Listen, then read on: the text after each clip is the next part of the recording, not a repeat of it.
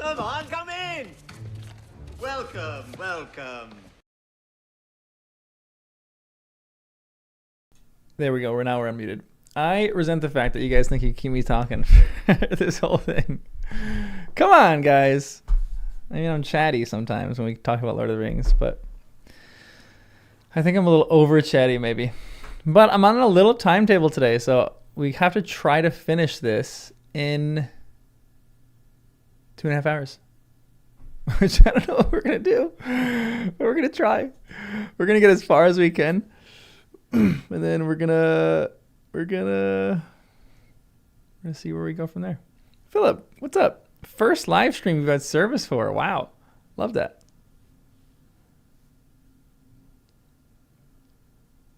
Sarah, are you leaving?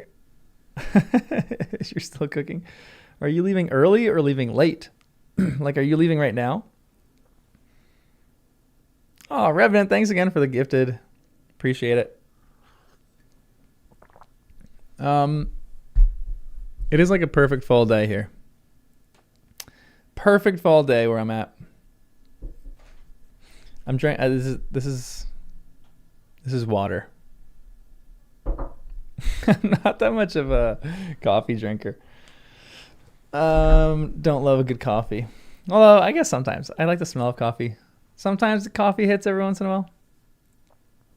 Membership is never late, nor is it early. Membership happens exactly when it means to. That's exactly right. I keep hearing about the showering of the Shire, the scouring of the Shire, the showering of the Skyer. Michael, can't stay long. Gotta cook out of my church. This is one of the chapters that I always pack my pipe and smoke while reading. I need a pipe. I need to start smoking a pipe while I read. Although, I don't know why. Smoking a pipe seems stressful to me. I don't know why. I feel like you have to keep it lit the entire time. So I'd be stressed out trying to keep it lit because you have to puff the whole thing the entire time. It doesn't seem like a relaxing thing. I don't know. Maybe I'm totally wrong about that. Any pipe smokers out there? Like, I'm not a smoker, but like I feel like I've done like, cigars. Those are relaxing. Those are chill. Although sometimes a little annoying. You have to keep relighting them. And then I don't mind. I've never really gotten into cigarettes. Was never really that much of a smoker. But I like the chillness of a cigarette. Like a pipe seems like it's stressful for some reason. I don't know why. Smoke your pipe sometimes, more of a cigar man. Yeah, I feel that. Yeah, they love their pipe. They love their pipes. It's a much sexier form of carcinogen and inhalation than cigarettes or cigars. It's very true. Sarah, enjoy making dinner, finishing up dinner, and eating dinner. I hope you're making something good. I'm kind of hungry right now. Yeah, I'm not getting into tobacco. Pipes are very relaxing. Yeah, I guess it's kind of the same thing as like a knitting or a whittling. It just keeps your fingers moving. I love how many people, like everyone just smokes a pipe in Lord of the Rings. And they all died of lung cancer at the age of, 60. Or they're all living long. Gandalf is old. I wonder about Gandalf's body structure. Like, what do his lungs look like? If he's smoked a pipe for 2,000, how long has he been alive? If he smoked a pipe for 2,000 some years. Do elves smoke pipes? I don't think elves smoke pipes. It seems like a hobbit thing, a dwarf thing, and a man thing, and a wizard thing. But elves don't seem to smoke pipes.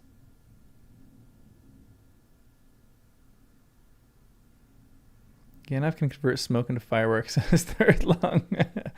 Like, if he's been smoking for a long, like years and years and years, as long as he's been alive pretty much, then that dude his lungs must be black as Sauron.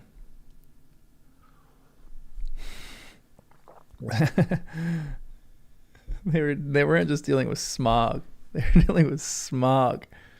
Legolas seemed to find it distasteful. Interesting. Elves are more alkies than smokies.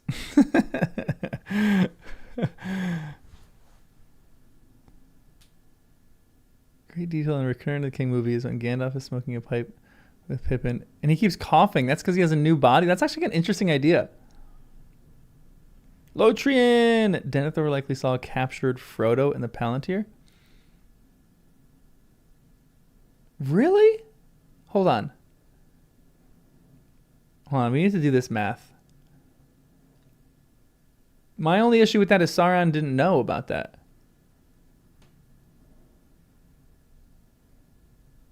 Unless there was a Seeing Stone in the other tower. Cirith Ungol.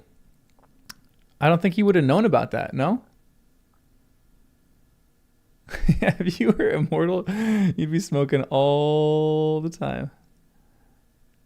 Sorry, I haven't been too active in the comments this week. This has been a busy week for me. We're not really like a busy, but like I've been just trying to get so much work done that I haven't been able to get to the comments for some of the videos. Some weeks are just like that. Life stuff happens. Was all over the place.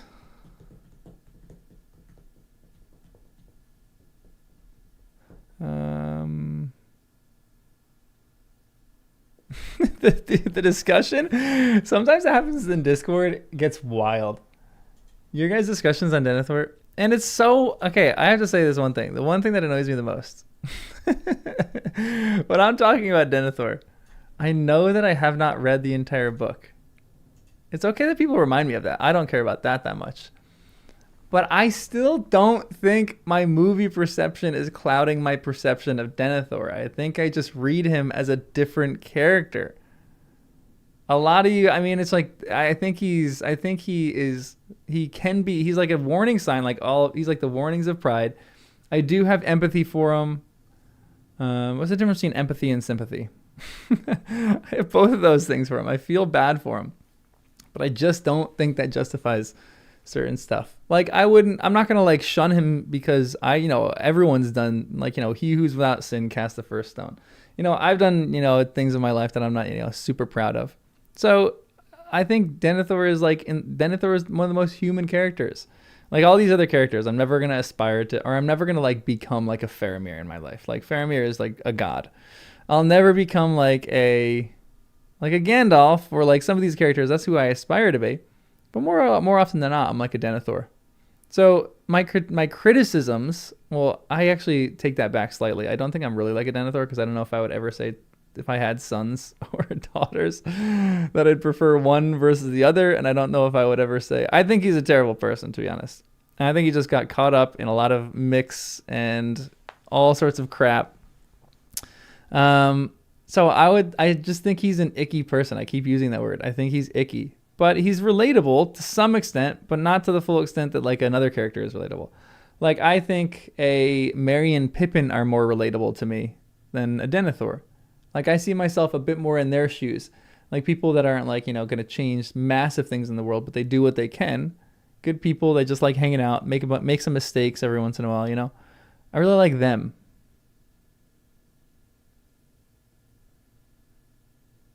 Yeah, I know I made a detailed analysis of him with one page of reading. That's what this channel is, though. I just make detailed analyses on people, and I haven't really read the entire thing. So that's just what I do. But I will, when I finish my whole Denethor thing, I don't think there's going to be that much that really changes my opinion on them that much. I hope there's something that's in there that like really changes my opinion. But everyone keeps saying, and this is maybe a pet peeve of mine, or not really a pet peeve, but just something that I think is interesting, that some people are so dead convinced that I'm reading a character wrong. But that's what the beauty of literature is, guys. Everyone reads characters differently. Like there's everyone has different readings on different characters, which is why I love doing this so much, because I have a certain opinion of characters and you guys are helping hone my opinion of characters and giving me different perspectives on it.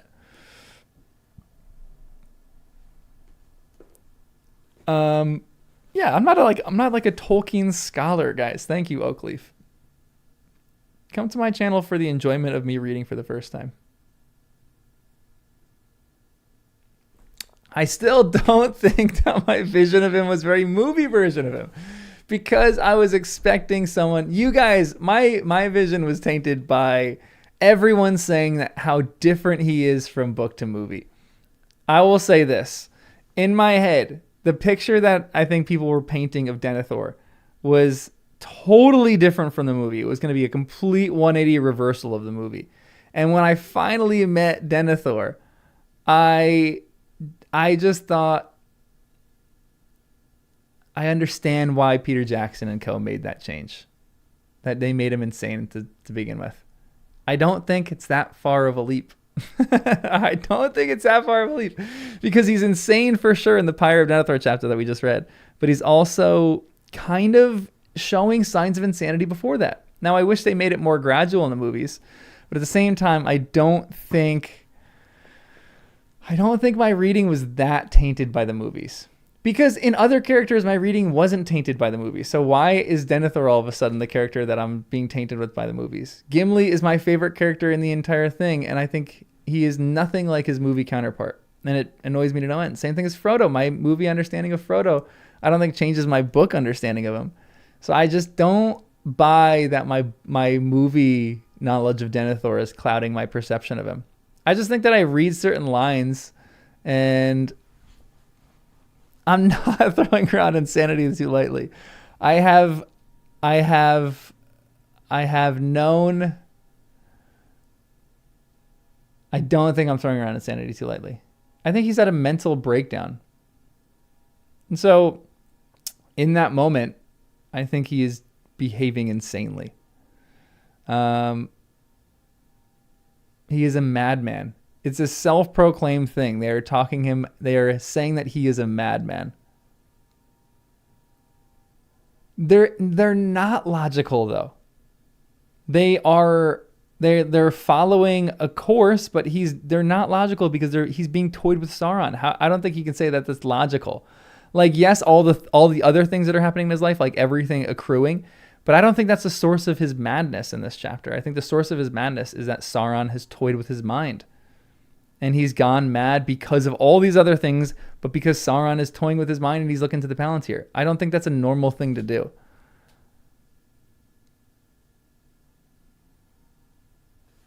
I think he does show signs of okay. I'll give you that for sure. I totally agree with you on that.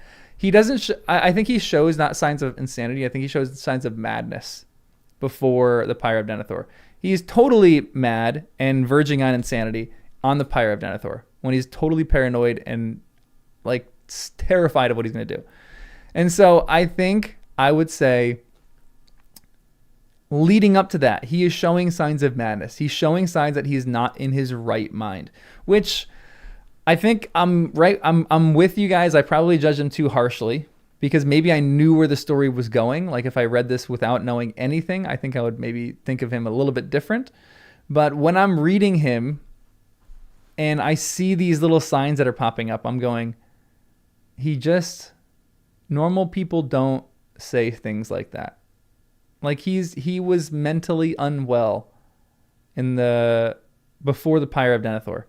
And someone mentioned this too, which is great. I think Dennis, you mentioned this. That was one of your points. Was my favorite point that you threw in that video about like just the day that he went through. It was the worst 3 days probably of his life.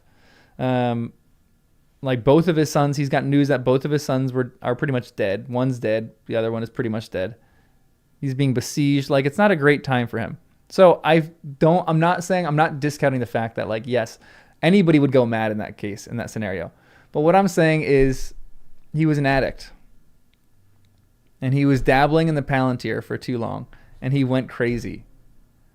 And it wasn't just like my problem is that I think some people read him like he was totally normal, like maybe a few bad things here and there. And then all of a sudden he just dropped and he just became this madman in the Pyre of Denethor, which I don't think that ever happens in real life. The path to being a mad person is sometimes more of a gradual thing, and then finally there's one little straw that breaks the camel's back, and then they're all over the place. And then it's like, that's the Pyre of Denethor chapter. So I think every chapter that's leading us up to this in Minas Tirith to the Pyre of Denethor is a descent into madness. The very beginning, I still just think he's like, he's an annoying character. I didn't like him that much. But I don't know.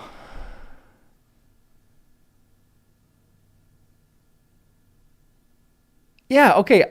Oakleaf, that's a great point. He's just kind of like, he's not the greatest person, so that's not his madness journey. He's just a bit of a, like, I wouldn't want to hang out with him. And so that's probably tainting my perception of him.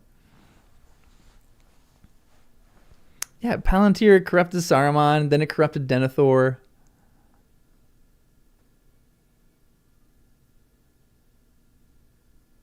Denethor took the black pill from doom scrolling the Palantir. For real, that feels like what it is.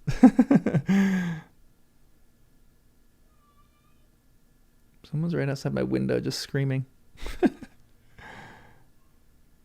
Oh, Gimli yelling at Denethor. Like, I'm just imagining in my head, like, Denethor says something bad about Galadriel, and then all of a sudden Gimli's head pops in.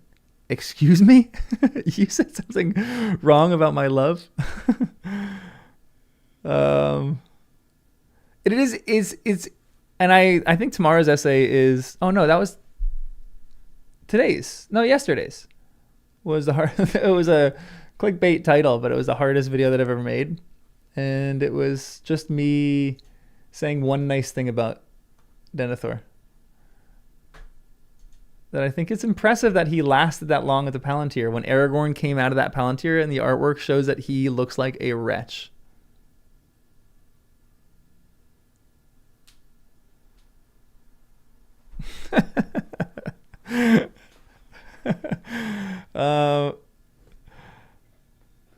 Yeah, Gimli's lines are the best. I love it. I don't think he's a villain either. I think he's a tragic. Again, I also come back on Tuesday for my essay on how Tolkien stole some Shakespeare playwriting, because that one is kind of about that. I don't think he's necessarily a villain. I think he's a tragic. I don't know what he would be. A tragic potential hero. He could have been a hero. If he made the right decisions, he could have been a hero, but he chose the complete opposite road. Like, this is I'll only say this one more thing on Denethor, and then we'll read. I think when I'm reading Denethor, when we get him in the first chapter, he is beset by grief. Yeah, everyone liked the stream. Thanks, Dane. Thanks. I totally forgot. Everyone liked the stream. Come on, there's 125 people here, 34 likes. Everyone just click the thumbs up so more people can watch this. And we get this out to more Lord of the Rings people. Okay, when we first meet him, Blues and Patches, what's up? Your hands on the first American edition of the Silmarillion on Fishtails. Did you buy it? How much was that worth? That's crazy. I don't think you can claim it. So I think YouTube does all that. So it's a bit unfortunate, but when YouTube gifts when someone gifts memberships on YouTube, it just randomly chooses it based on I think engagement with the channel. If someone's been watching for a while or whatever it is. The last thing I gotta say on Denethor, and then we'll read. So I think when we first meet him in the beginning, it's essentially like his path is split. And he could walk down one path, or he could walk down the other path. Down one path is becoming the savior and the hero of this story. $10 Phil says Denethor is your favorite character. That's going to be up there forever now. Thanks for the 10. So we're on a path right now in the very beginning, the first chapter. Gandalf comes to Denethor and pleads with him. This is like the red pill versus the blue pill.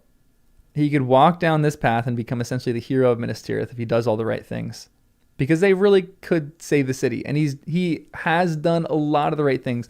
I feel like he walks down that path a little bit, just a little bit. Like he sends out the emissary, or he sends out the red arrow. He sends out the beacons. He's doing all those things. He's setting himself up to be the hero of this story. And then it's interesting because I feel like this is so Shakespearean. Like things are like he's an annoying character, but he's still doing the right things in this moment. Although every once in a while, a little bit of his madness comes out. And then all of a sudden it feels like an about face, not necessarily in that first chapter, but as the chapters go on, and it just feels like he just tanks down this other road, which is just pride and only trusting himself and only think that he is the right one for this information. And so it's like he's taking this path to be the savior and the hero of this little battle, and then he completely about faces and then wants nothing to do with it and goes down the path of madness. And it's a full-scale meltdown in the Pyre of Denethor. It is just tragic. So it's like an absolute tragedy. I think his story is supposed to be a tragedy. And I think his story is supposed to be like a Shakespearean tragedy. Come back on Tuesday for that essay. So that's my thoughts. He lost and became a madman in the end. Exactly. It's sad too because they won the battle. And it's such a tragedy too because at the moment he burned himself on the pyre, Aragorn's probably like 20 minutes away with the black sails. He's probably so close. Man, it is tragic. But apparently I can't spell tragedy because I misspelled it on one of my thumbnails. So I got to change that. Aragorn coming in the van.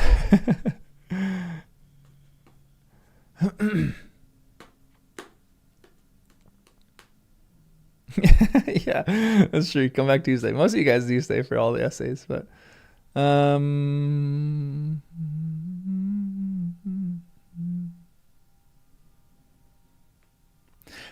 so Green Christendom, I think that he could have kind of saved the city, not necessarily fully saved the city, but think about if Denethor had not looked into the Palantir, he would have sent those things out. And he would have been hopeless, but he wouldn't have been driven so mad. Like, he maybe would have hoped a little bit more. And that hoping a little bit more would have gotten him maybe another hour of life. And then that would have potentially saved his life. But then he would have caused all sorts of ruckus and all sorts of problems with Aragorn. So, he almost had to die. That's kind of my take on that.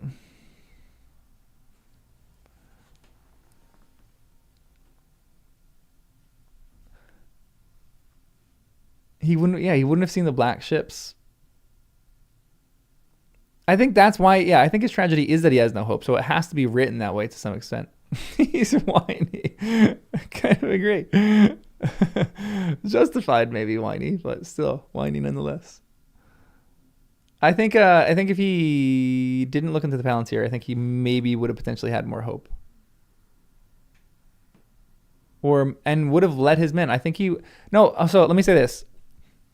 If he didn't look into the Palantir, he would have led his men well and rightly. I think he would have potentially, even if he led from behind, he at least would have led them. He's not even leading from behind. He's just burning himself. Who knows, though? Who knows? All these what ifs. I can't really answer what if questions. Not good at that.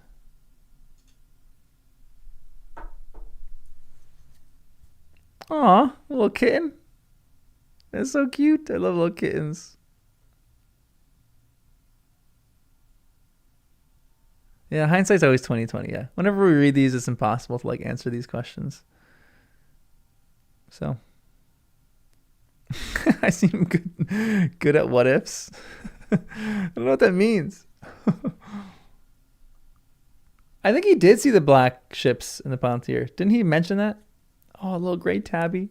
Name's Archie. That's a great kid name. Oh, cute.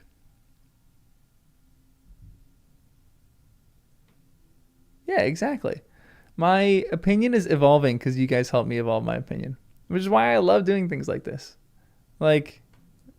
If I just read this only on my own, I would have hated Denethor with everything in me. But you guys helped me. You guys changed my opinion on him. I just feel sad for him. Oh, question of the day. What's a good question of the day? I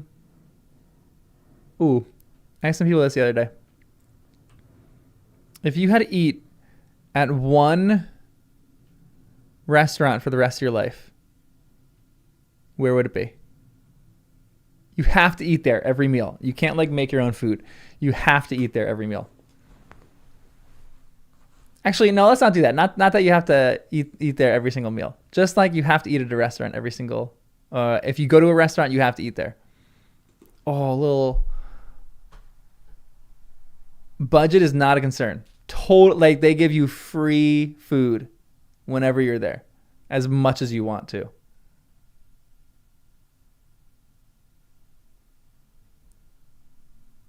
Chinese with a big buffet. Ooh, local Indian. Honestly, that would be phenomenal.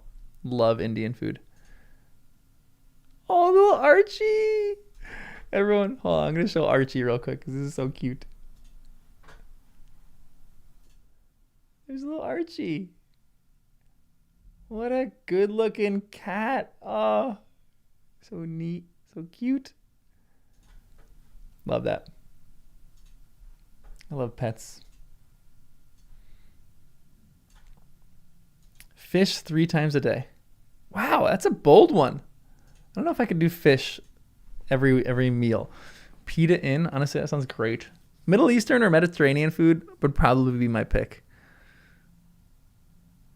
But I don't know what restaurant specifically. Oh, good Chinese food is so hard to beat too. Ooh, Lebanese.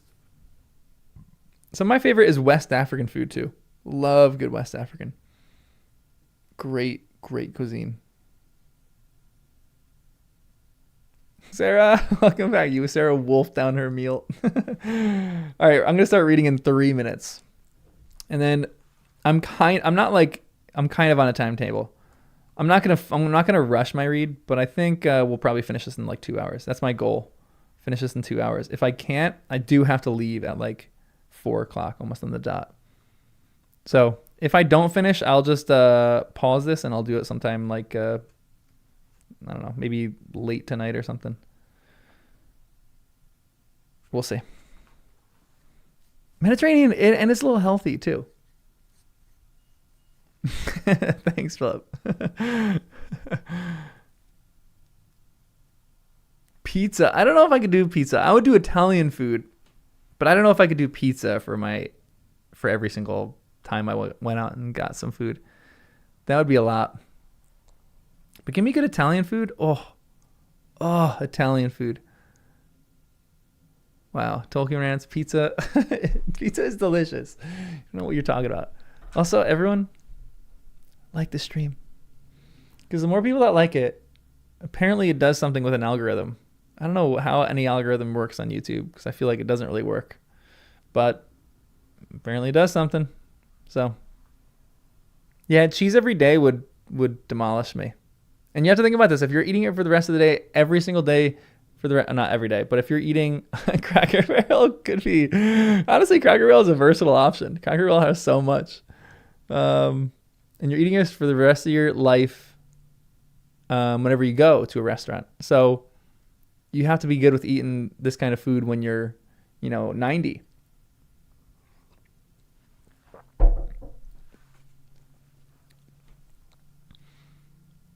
Wow, you'd be okay with spaghetti the rest of your life? Honestly, I would like pasta. I don't know if I could do spaghetti every single day for the rest of my life. Buc-ee's. Buc-ee's is a great one. We know someone's from the South. If they like Buc-ee's, you're from the South.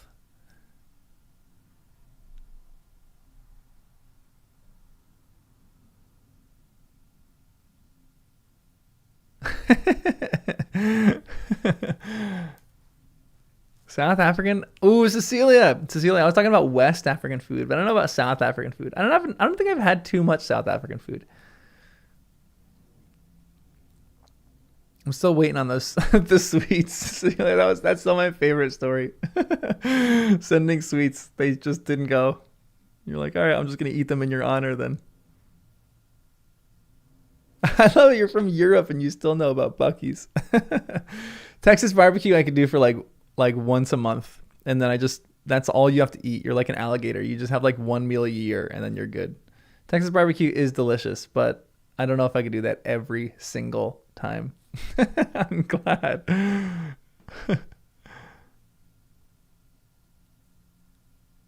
Easterlies are already attacking King Brand and Dale. I remember they were sending the emissaries up there. Easterly's interesting. You'd love to never eat again. Sometimes I do eat to live rather than live to eat. But I like living to eat. Some people there's something about people who just really love and appreciate food that I respect. Yeah, the US Post Office sucks. Come on. Originally, the ancestors are from Holland and northern Italy. Real north. Like the Swiss border. Northern Italy. So I know all about good food. Both sides were incredible cooks. Oh my gosh. Both sides, our holiday meals were the best. Yeah, I get that I look Dutch all the time, actually. I am located in New Jersey.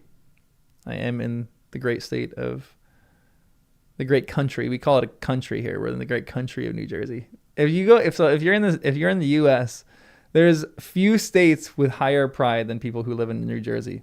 The only people who can, New Jersey is one of the worst states in the country. The only people who can hate on Jersey are people from New Jersey. Trader Joe's. Oh, little TJ's. Ooh, PA, little neighbors in PA. I love that. No way. You got your degree from Rutgers? I love that. It's right down the street from me. Well, not right down the street. It's like 40 minutes away, but love that. New Jersey is beautiful. New Jersey is the Garden State. People diss on Jersey because of every reason imaginable. We're called the armpit of America, but we're really the coolest thing. Yeah, it's a Jersey thing. Oh, I love that. We got the best bagels in the world. If you never found a garden in New Jersey, you're missing out. New Jersey is one of the most wooded states. We have the Pine Barrens, which are really creepy, but northern Jersey is beautiful. We got the beach. We got some of the best I'm gonna not say the best beaches in the world, but some of the best on the East Coast. There's some nice beaches in Jersey. Yeah, we don't have to pump our own gas. There's a governor race going on right now in New Jersey, in the great country of New Jersey. And that was one of the questions they asked. They asked, will you change laws so that people have to pump their own gas? And both candidates agreed, Democratic and Republican. They were like, no, we're from Jersey. We don't pump our own gas. All right, yeah, I'm going to start reading. Ooh, a historian. I love that. Yeah, don't move from Colorado to New Jersey. I would say that's probably not the best move. But Pine Barrens are cool, but Pine Barrens are haunted. All right, guys, we're gonna read, so I don't have to potentially leave early. If that would be annoying if I had like a page left and I'd leave. So this is the Houses of Healing. The Houses of Healing, chapter 7. Oh, I found a typo. Guys, I found a typo in the book. Hold on. Look how chapter is spelled.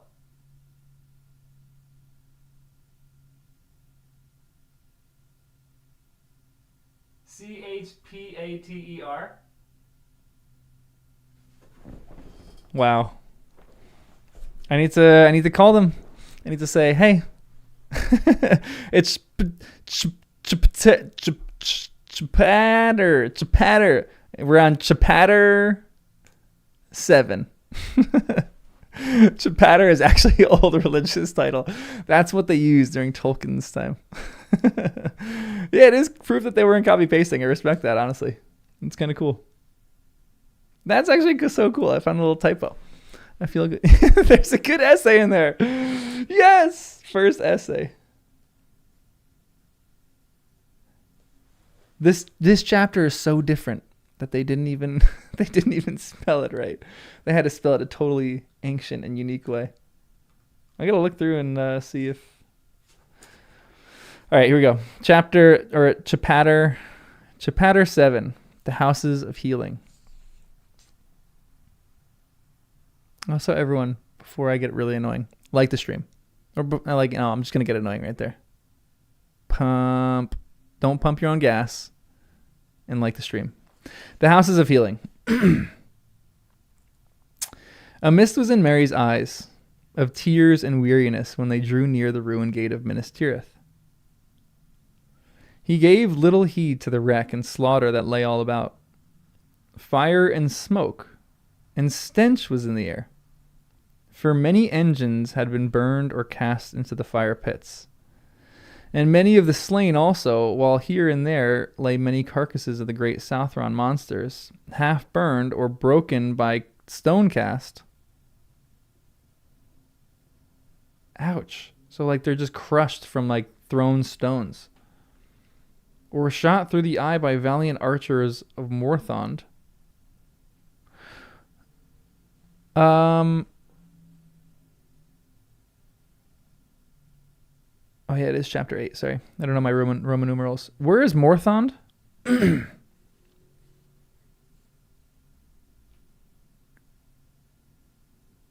Is Morthond one of the fiefs? Fiefs?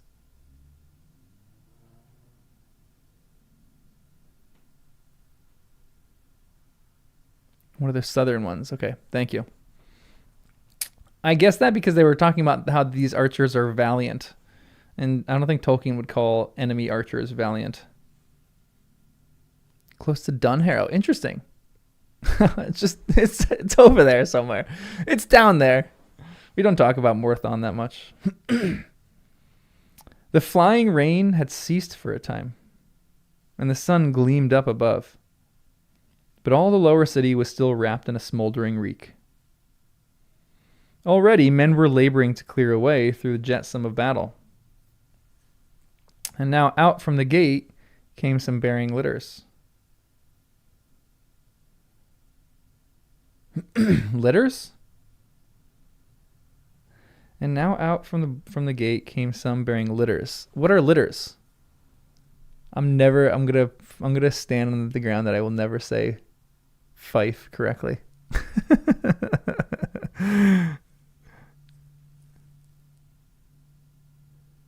Stretchers, okay. Litters are stretchers. Thank you.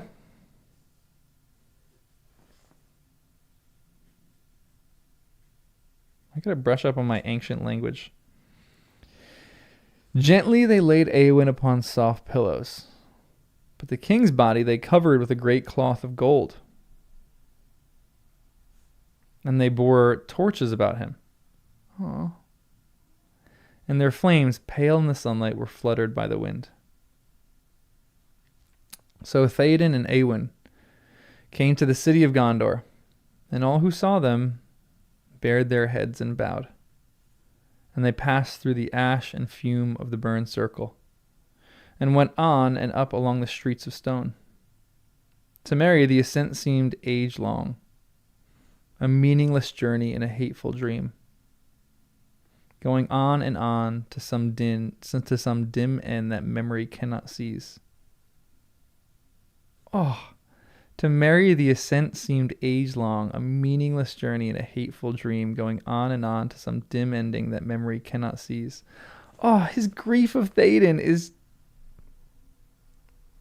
It's interesting because he went for his friends and he found new friends along the way, and now his grief is like even greater. Maybe the real friends were the... Maybe what's the quote? Maybe the real friends were the friends we made along the way, or whatever.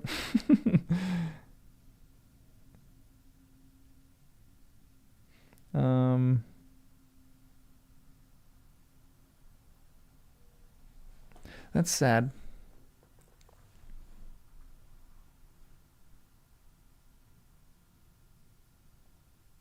Oh, the Black Breath. Interesting. Are we going to get more about that?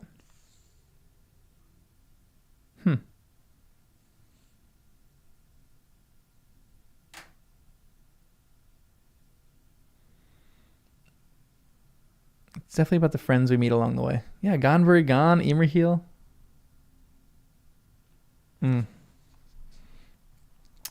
Slowly, the lights of the torches in front of him flickered and went out, and he was walking in a darkness. And he thought, this is a tunnel leading to a tomb.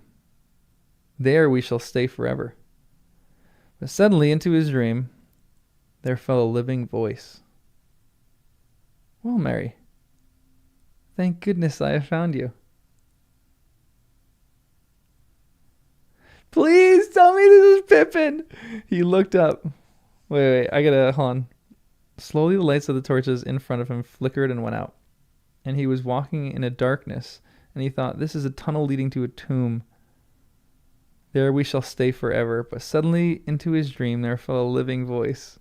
Well, Mary, thank goodness I have found you. I'm gonna guess this is Gandalf. It's the Witch King, imagine. Please be Pippin. He looked up. I love it. It's like I have to turn a page to see who it is. He looked up, and the mist before his eyes cleared a little. There was Pippin. They were face to face in a narrow lane, and but for themselves it was empty. He rubbed his eyes. Where's the king? He said. And Eowyn. Then he stumbled and sat down on a doorstep and began to weep again.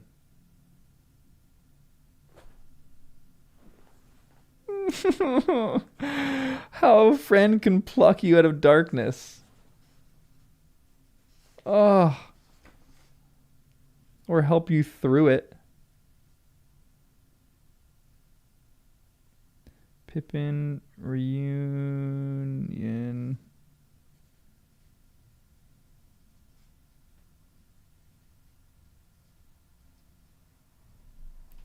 Out of darkness. Ah. They have gone up into the citadel, said Pippin. I think you must have fallen asleep on your feet and taken the wrong turning. When we found that you were not with them, Gandalf sent me to look for you. Oh.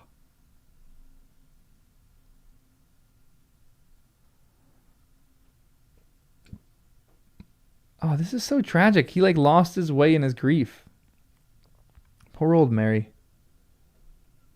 How glad I am to see you again, but you are worn out, and I won't bother to talk. I won't bother with any to talk.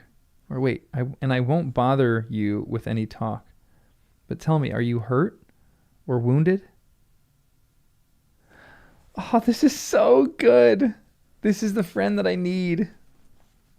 Everyone needs this kind of friend. No, said Mary. Well, no, I don't think so. But I can't use my right arm, Pippin. Not since I stabbed him. And my sword burned all away like a piece of wood. Pippin's face was anxious.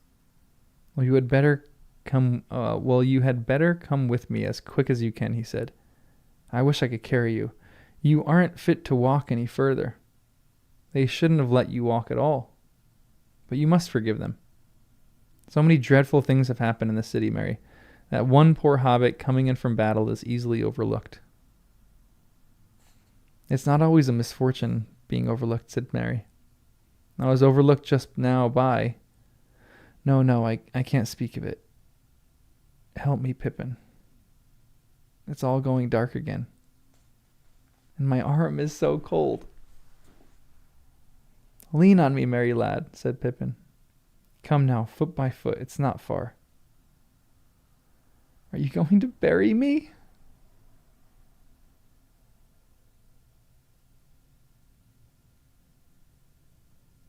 No, indeed, said Pippin, trying to sound cheerful, though his heart was wrung with fear and pity. Now we are going to the houses of healing.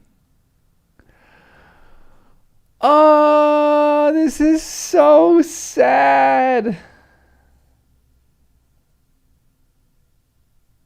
I love both of their fear here. Oh, Pippin being his heart wringing with fear and pity because he doesn't know if his friend is gonna come back to be his, the person that he's known. He doesn't know if this moment is gonna change him forever.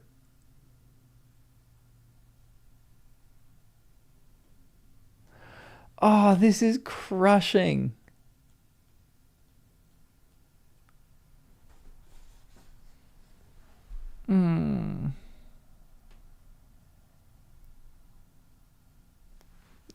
You're ready, waiting for me to read that sentence for a month and a half. Oh, that is a devastating sentence.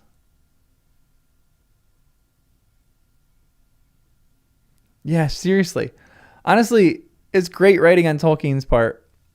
for him to be able to write like this and talk and just like not talk in gruesome details, but you get the severity of this based on Mary's psychological state. That's a great bit of writing right there. Yeah, for sure, writing from experience. Like I could see like people coming off the battlefield in World War One, feeling like the same, like they're shell shocked, like even worse. Man, this is so sadly written. And one thing that I really love about Tolkien too, which not a lot of people talk about how he's like too wordy, but I think he underwrites stuff so well. Like he just talks about this here, and they go on. Like it's such an underwritten like idea of this.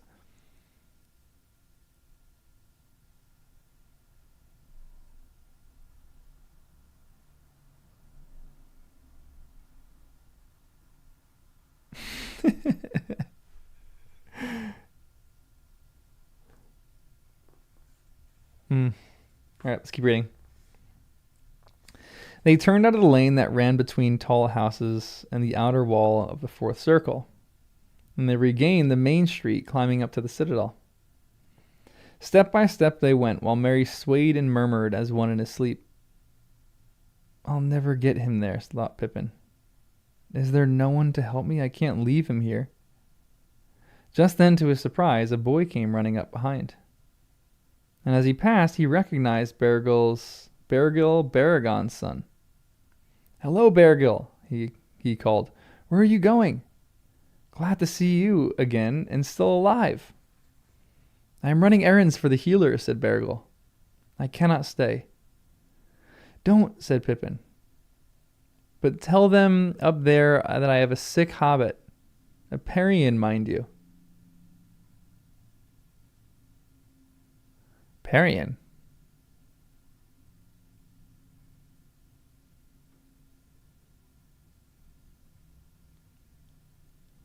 Yeah, I'm with you. He's wordy sometimes in landscapes, but not in emotion. Parian is Elvish for halfling. Okay. I thought it was something like that. A Parian, have we come up as that half high? I like that it means half high. Parian, mind you. Come from the battlefield. I don't think he can walk so far. If Mithrandir is there, he will be glad of the message. Baragil ran on. Huh.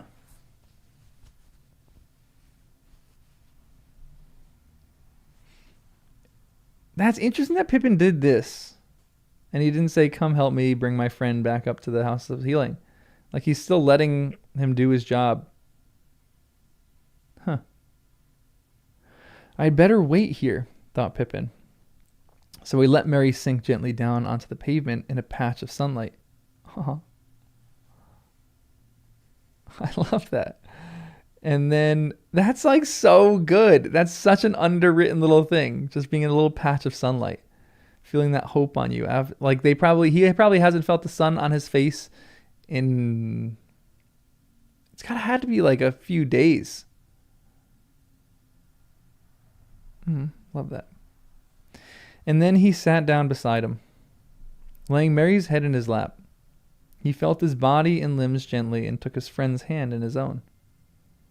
The right hand felt icy to the touch.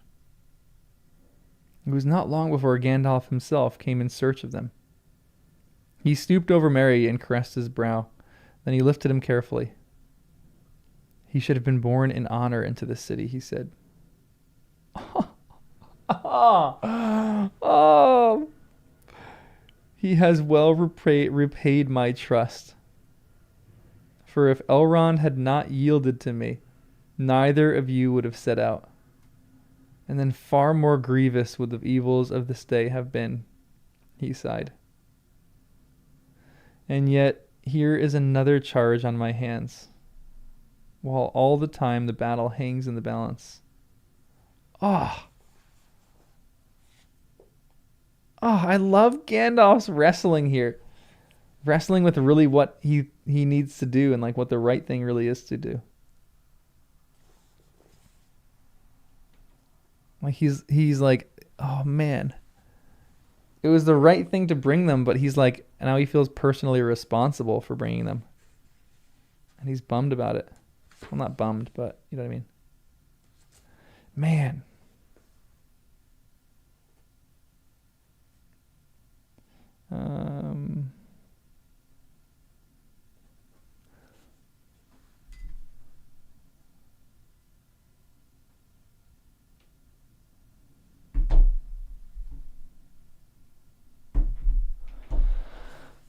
Okay.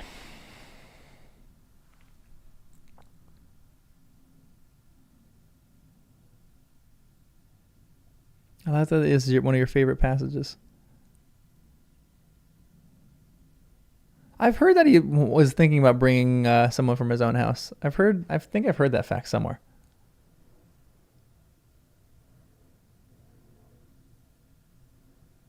Lindemann.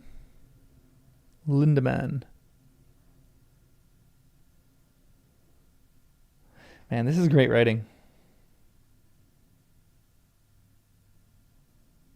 Oh, this is such good writing. So at last, Faramir and Eowyn and Meriadoc were laid in the beds of the houses of healing. And there they were tended well.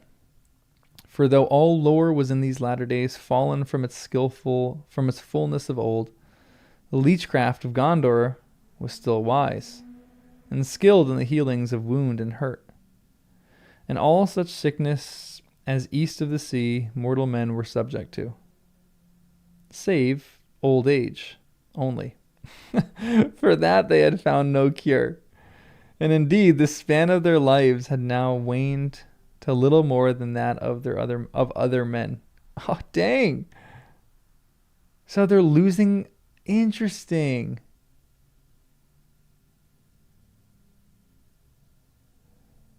So they've slowly been losing their ability to live longer. Huh. And they don't really know why? Is that like mixed blood? Because the men of Numenor were able to live long. Huh.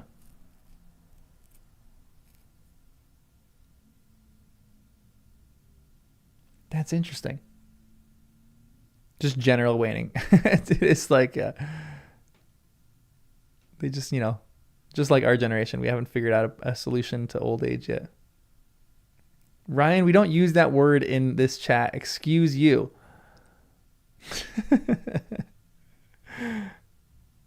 It's being away from the West. Oh, interesting. That makes sense. Mingling with... Okay, no spoilers. The Men of Gondor. Okay, where am I? And indeed, the span of their lives had now waned to little more than that of other men.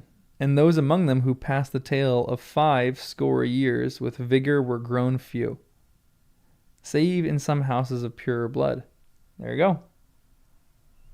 But now their art and knowledge were baffled, for there were many sick of a malady that would not be healed. And they called it the Black Shadow. Huh. For it came from the Nazgul, and those who were stricken with it fell slowly into an ever deeper dream, and then passed to silence and deadly cold, and so died. What?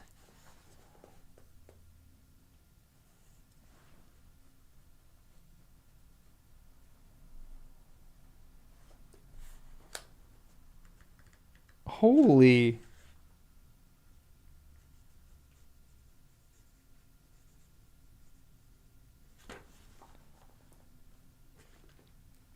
For it came from the Nazgul, and those who were stricken with it fell slowly into an ever deeper dream, and then passed to silence and a deadly cold, and so died.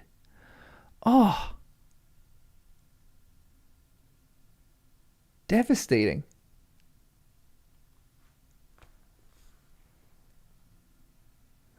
And it seemed to the tenders of this of the sick that on the halfling and on the lady of Rohan this malady lay heavily. Still at whiles, as the morning wore away, they would speak, murmuring in their dreams. And the watchers listened to all that they said, hoping perhaps to learn something that would help them to understand their hurts.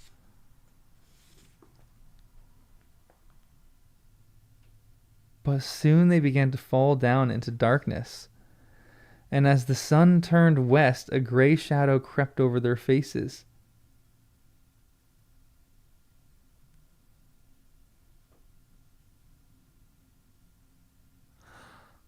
I'm reading this for the first time. If I were reading this for the first time without any movie knowledge, I would be going, they're gonna die after the battle, after we had all this hope.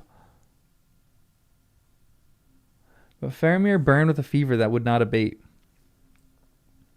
Gandalf went from one to the other, full of care, and he was told that all the watchers could hear. And so the day passed while the great battle outside.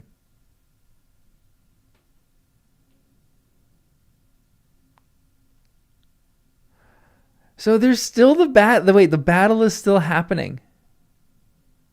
And so the day passed while the great battle outside went on with shifting hopes and strange tidings. And still Gandalf waited and watched and did not go forth.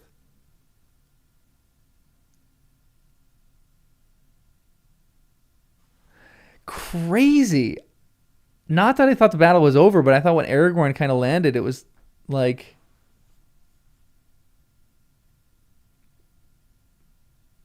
that was like the real... oh, not ending of the battle, but like they were going to drive him back. Interesting. Wait, this is before he landed? Maybe, yeah. Maybe that makes sense, actually. Actually, I don't know. I think it feels like it's gone. This is like, no, because that happened in like the afternoon. I think this is almost night.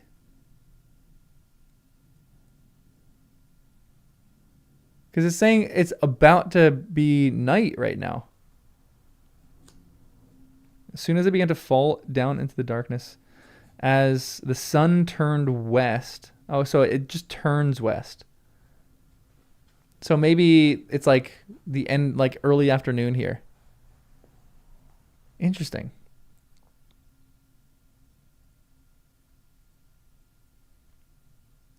Yeah, it's like heading to sunset, late afternoon.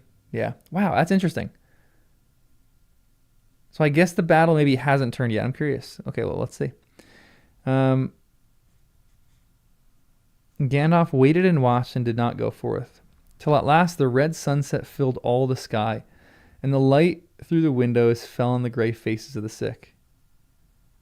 Then it seemed to those that stood by that the glow of the faces flushed softly, as with health returning. But it was only a mockery of hope. Huh. And then an old wife, Ioreth.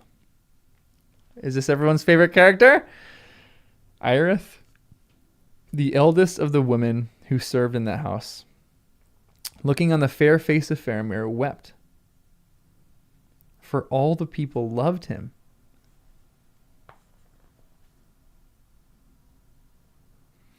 And it's interesting that I think we've gotten descriptions before of like people loving, but the two that stick in my mind right now of all the people that love these characters are Éowyn and Faramir. All the people of Rohan love Éowyn, and all the people that are in Gondor, I guess, love Faramir. And she said, "Alas, if he should die. Would that there were kings in Gondor as there were once upon a time," they say. For it is said in old lore, the hands of the king are the hands of a healer. And so the rightful king could ever be known.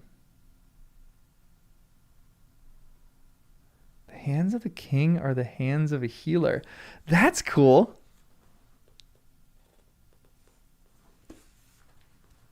I kind of love that.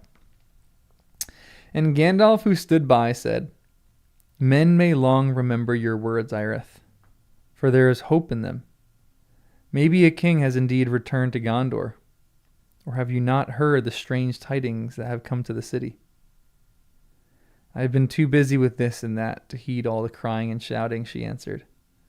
All I hope is that those murdering devils do not come to this house and trouble the sick. Then Gandalf went out in haste, and already the fire in the sky was burning out and the smoldering hills were fading, while ash-gray evening crept over the fields. Now as the sun went down, Aragorn and Éomer and Imrahil drew near the city with their captains and knights. And when they came before the gate, Aragorn said, Behold the sun setting in a great fire. It is a sign of the end and the fall of many things, and a change in the tides of the world. But this city and realm has rested in the charge of the stewards for many long years, and I fear that if I enter it unbidden, then doubt and debate may arise, which should not be while this war is fought. I will not enter in, nor make any claim, until it be seen whether we or Mordor shall prevail. Men shall pitch my tents upon the field, and here I will await the welcome of the Lord of the city. Wow, that's a respectful thing to do.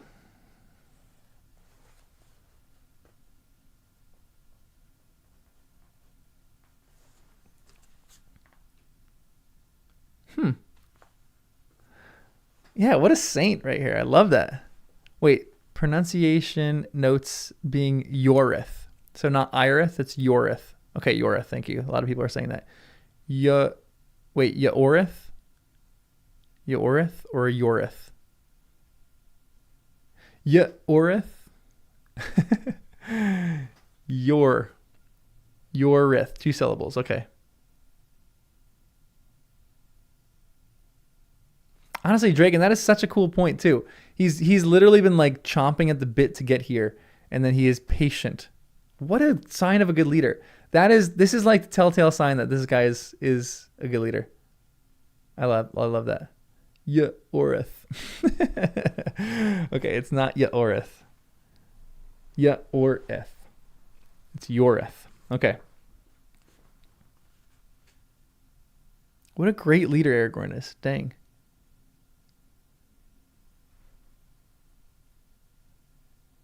It's pronounced Dave. But Éomer said, Already you have raised the banner of the kings and displayed the tokens of Elendil's house. Will you suffer these to be challenged? No, said Aragorn. But I deem the time unripe, and I have no mind for strife except with our enemy and his servants. And the Prince Imrahil said, Your words, Lord, are wise. If one who is a kinsman of the Lord Denethor may counsel you in this matter. He is strong-willed and proud, but old, and his mood has been strange since his son was stricken down.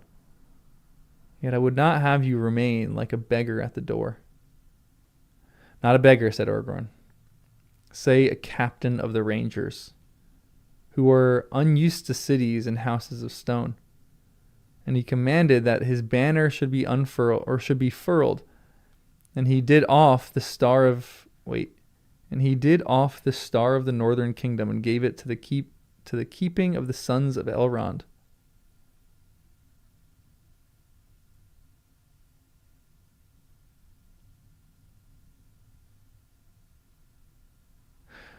What does that mean? Hold on. So did he furl the thing up and then give it to the sons of Elrond, or did he take the stars off the flag?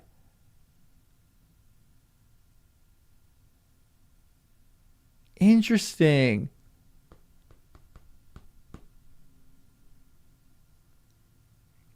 That's crazy. So he takes the jeweled stars that are off and just keeps it as the banner for Gondor. Because Gondor is just the tree, right? Not the stars around the tree. Oh, the jewel circlet. Oh, interesting. Okay.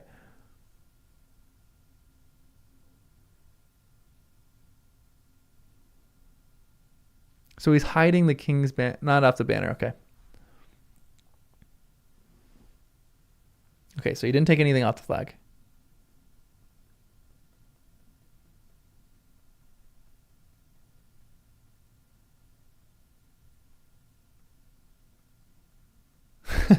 Ballet. Thanks.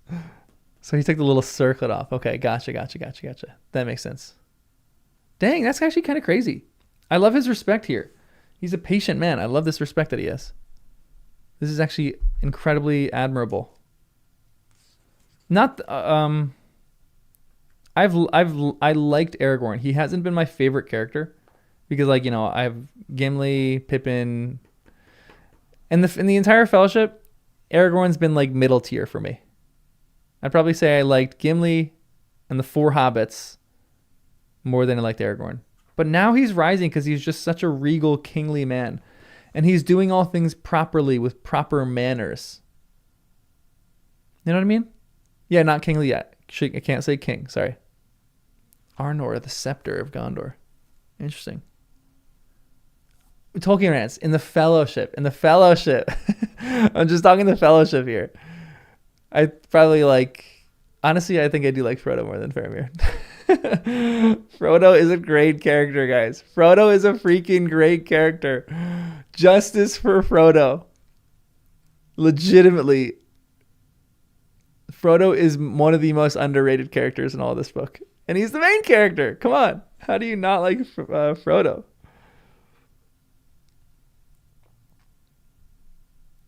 Frodo was your least favorite on your first read? I think Frodo is probably my favorite. I think Frodo is legitimately my favorite. Just like small things that he does are just so admirable and so brilliant. And he's so wise. He just has he's a great character, guys. He's a great character.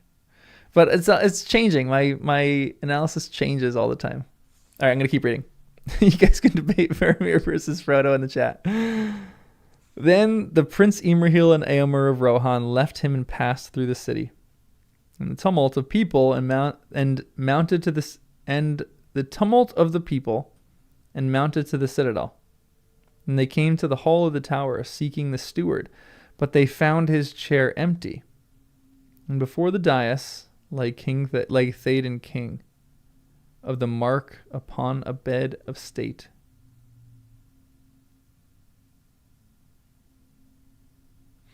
And 12 torches stood about it. And 12 guards, knights of both Rohan and Gondor, and the hangings of the bed were of green and white. But upon the king was laid the great cloth of gold up to his breast, and upon that his unsheathed sword, and at his feet his shield. The light of the torches shimmered in his white hair like sun in the spray of the fountain. But his face was fair and young, save that a peace lay upon it beyond reach of youth.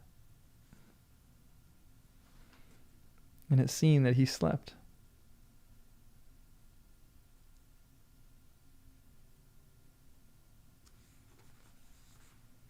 Gah! Oh, I love this. You know, it's interesting. I think Tolkien is doing something really interesting here. The first time we meet Denethor, he looks old, yes. But maybe he does look weary too. But the first time we meet Theoden, he looks weary and becomes younger to the point where he's very young here. And then Denethor goes in the opposite direction, where he looks old and he just gets older until when has the fire that is like lighting his face, it looks old and terrible. So it's like one becomes youthful and the other becomes a decrepit old man. Yeah, the age of Aragorn actually is a great one. No, Nemo, I just popped back in to say something about Denethor real quick. Theoden, I think Theoden, I thought 73, I think I looked that up once. I think he was 73. I think. I might be wrong on that. Yeah, Théoden fights and is gritty. Oh, that's tragic. All right, we gotta keep reading. I gotta move it here. When they stood silent for a time beside the king, Imrahil said, "Where is the steward? And where also is Mithrandir?" And one of the guards answered, "The steward of Gondor is in the houses of healing."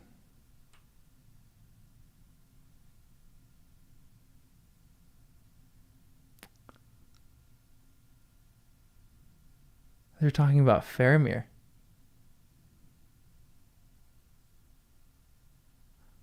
Unless they've recovered the body. There's no way they've recovered the body. Faramir! Faramir is the steward, and he's going to easily relinquish control of... Oh, I love this. Hold on one second.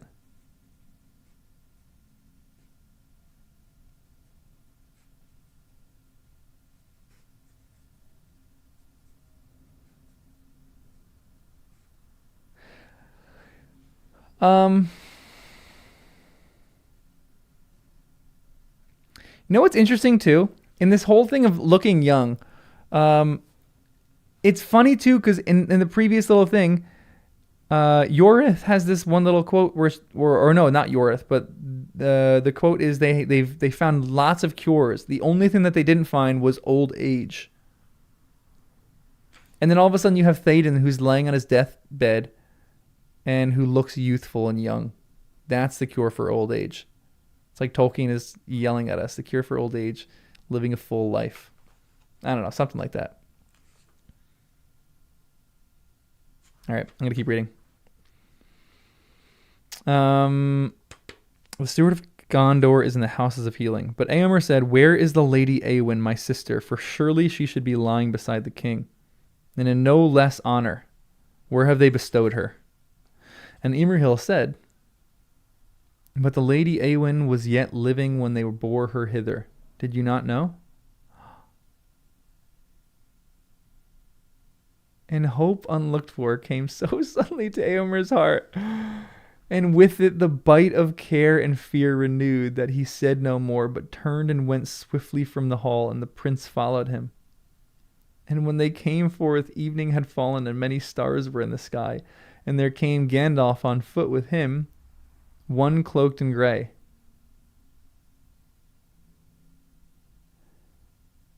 And there came Gandalf on foot, and with him one cloaked in grey. And they met before the doors of the houses of healing. And they greeted Gandalf, saying, "We seek the steward, and men that say he is in this house. Has any hurt befallen him? And the Lady Éowyn, where is she?" It's Turnhelm. Oh, this is great. I love Éomer's renewed hope.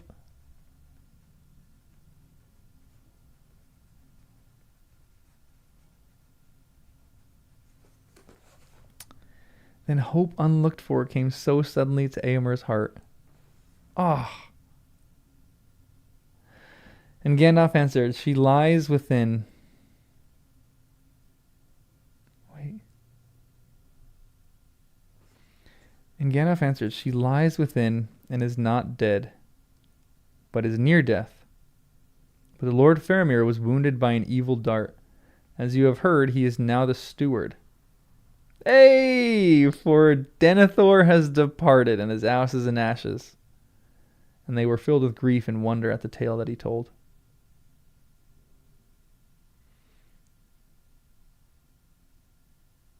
Did I miss something? Who is this figure cloaked in gray?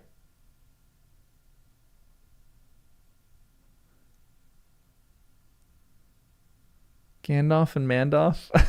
Okay, so I didn't miss anything. That's all I wanted to know. I just didn't miss anything. Okay. All right. But Imrahil said, "So victory is shorn of gladness, and it is a bitter thought, and it is bitter bought. If Gondor and Rohan are in one day bereft of their lords, Éomer rules the Rohirrim. Who shall rule the city meanwhile? Shall we not send now for the Lord Aragorn? And the cloaked man spoke and said, He is come. And they saw, as he stepped into the light of lantern by the door, that it was Aragorn, wrapped in the grey cloak of Lorien above his mail, and bearing no other token than the green stone of Galadriel. Dang, I have come because Gandalf begs me to do so, he said. For the present I am but the captain of the Dunedain of Arnor, and the Lord of Dol Amroth shall rule the city until Faramir awakes. But it is my counsel that Gandalf should rule us all in the days that follow in our dealings with the enemy. And they agreed upon that.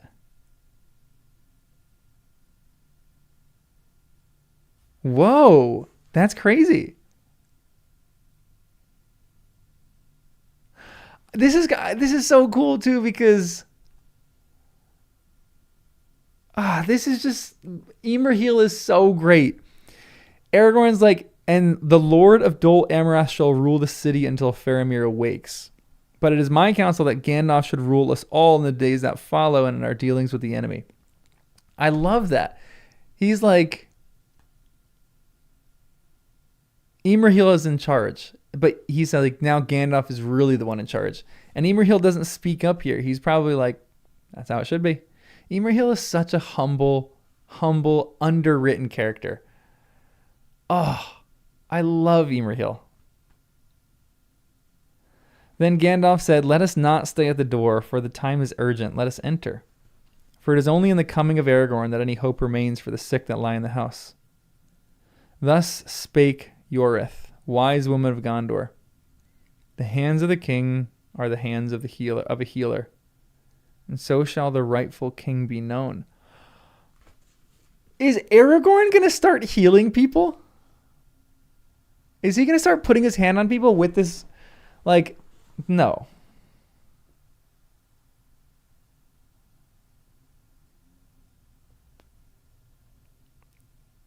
If he's coming with the green ring, the green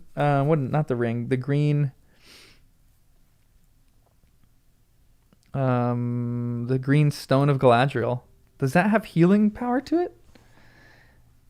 Is this going to be like he just starts touching people and it just heals people? Then Aragorn entered first and the others followed. And there at the door were 2 guards in the livery of the citadel. One tall, but the other scarce the height of a boy. And when he saw them, he cried aloud in surprise and joy, Strider, how splendid! Did you know it? I guessed it was you in the black ships. But they were all shouting Corsairs and wouldn't listen to me. How did you do it? Aragorn laughed and took the hobbit by the hand. Well met indeed, he said. There is not time yet for travelers' tales. But Imrahil said to Éomer, It is thus that we speak to our kings. Yet maybe he will wear his crown in some other name. It is thus that we speak to our kings. Yet maybe he will wear his crown in some other name. And Aragorn, hearing him, turned and said, Verily, for in high tongue of old I am Elisar, the Elfstone, and Viniatar, the Renewer. The Renewer. Cool. And he lifted from his breast the green stone that lay there, but Strider shall be the name of my house.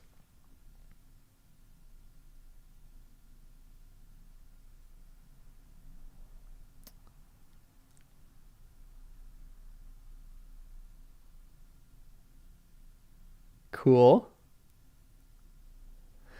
If that be ever established, in the high tongue it will not sound so ill. And Telcontar I will be, in all the airs of my body.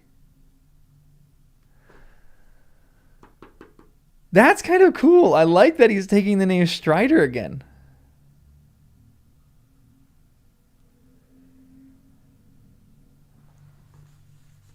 Elisar, House of Telcontar. I love that he named his boat Telcontar. That's a great name. You know, if I ever have a son, it's name number one. Actually, Gimli is really name number one. John Lee.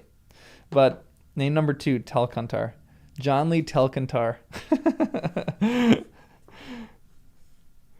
And with that, they passed into the house. And as they went toward the rooms where the sick were tended, Gandalf told of the deeds of Eowyn and Meriadoc. For, he said, long have I stood by them. And at first they spoke much in their dreaming before they sank into a deadly darkness. Also it is given to me to see many things far off. Aragorn went first to Faramir, and then to the Lady Eowyn, and last to Merry. When he had looked on the faces of the sick, and seen their hurts, he sighed. Here I must put forth all such power and skill as is given to me, he said. Would that Elrond were here, for he is eldest of our race, and has greater power. Hold on.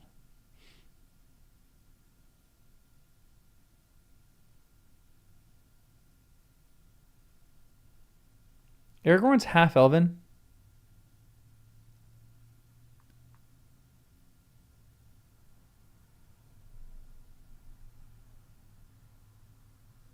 Wait, he has elven blood, but he's not half-elven. Elrond is half-elven, right? So, real quick, what does he mean here by saying he is the eldest of all our race? Is Aragorn associating with the elvish side, or is he saying Elrond is half-elven, and therefore he's part of our race? Or, you know, does that sentence make sense?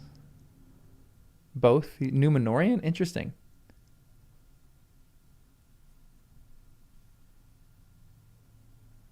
Elrond is related to Aragorn by some 60 generations back. That's crazy.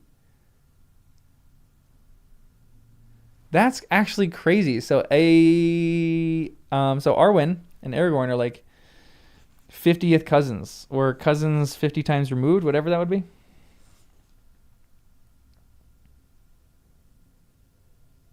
Interesting.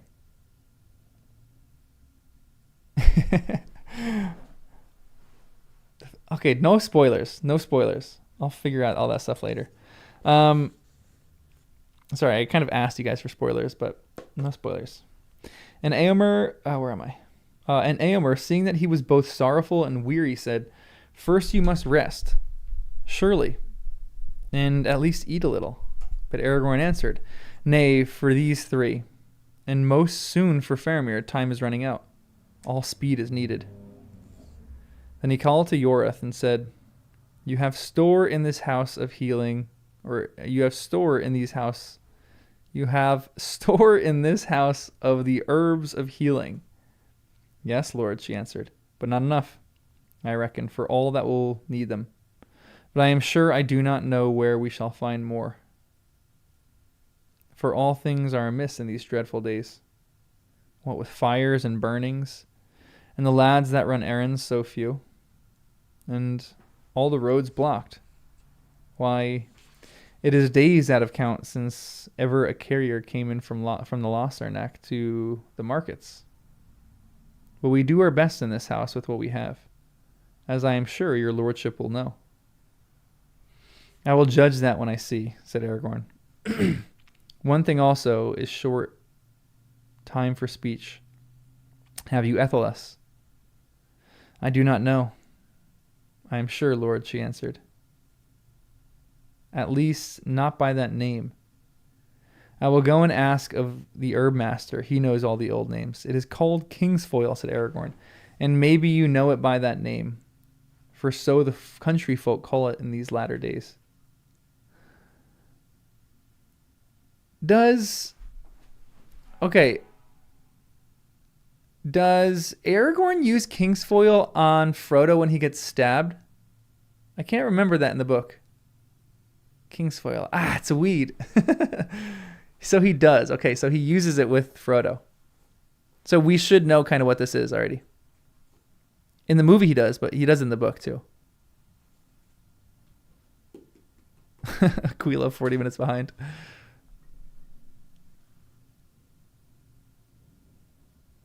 Okay, good. Okay, good to know. Alrighty.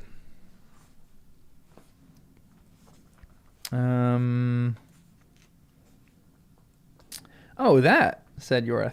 Well, if your lordship had named it at first, I could have told you. No, we have none of it. I am sure. Why? I've never heard that it had any great virtue. And indeed, I have often said to my sisters when we came upon it growing in the woods, Kingsfoil, I said, it's a strange name, and I wonder why 'tis so called. For if I were a king, I would have plants more bright in my garden. Still, it smells sweet when bruised, does it not? If sweet is the right word, wholesome maybe is nearer. Ah, I like this. Wholesome, verily, said Aragorn. And now, dame, if you love the Lord Faramir, run as quickly as your tongue and get me Kingsfoil if there is a leaf in the city. And if not, said Gandalf, I will ride to Lossarnak with Yorith behind me, and she shall take me to the woods, but not to her sisters. And Shadowfax shall show her the meaning of haste. She's chatty. When Yorith was gone, Aragorn bade the other woman to make hot water. Then he took Faramir's hands in his, and laid the other hand upon the sick man's brow. It was drenched with sweat, but Faramir did not move or make any sign, and seemed hardly to breathe. He is nearly spent, said Aragorn, turning to Gandalf. But this comes not from the wound. See, that is healing. He had been smitten by some dart of the Nazgul, as you thought. He would have died that night. Or had he been smitten by the dart of some Nazgul, as you thought, he would have died that night. This hurt was given by some Southron arrow, I would guess. Who drew it forth? Was it kept? I drew it forth, said Emerhill, and staunched the wound. But I did not keep the arrow, for we had much to do. It was, as I remember, just a dart as the Southrons used. Yet I believe that it came from the shadows above. For else his fever and sickness were not to be understood, since the wound was not deep or vital. How then do you read the matter? Weariness, grief for his father's mood, a wound, and over all the black breath, said Aragorn. He is a man of staunch will, for already he had come close under the shadows before ever he rode to a battle of the outwalls.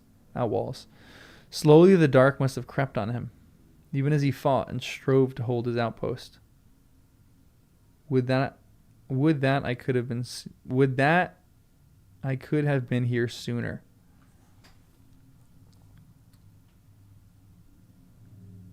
Hold on.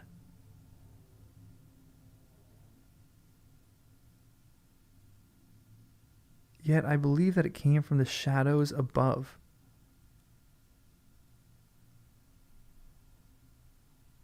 So he's just dealing with the black shadow, the black breath that's making his not making his fever worse, or like trying to it almost seems like it's trying to kill him.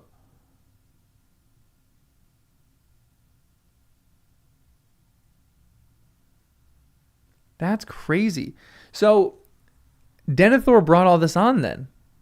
Wait. Am I wrong about that? Did Denethor bring all this on by the Palantir? Or is this just the Nazgul? The presence of the Nazgul. And like the clouds. The Nazgul brought this on. Okay.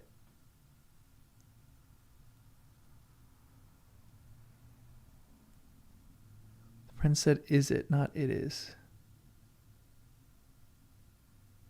Oh, I forgot what I read there. More black breath than actual injury. Interesting. The black breath is such an interesting thing. They don't depict that really at all in the movie. This is such a cool thing. It's like they're slowly being poisoned. This is a really crazy thing. I know the Nazgul are like a lot of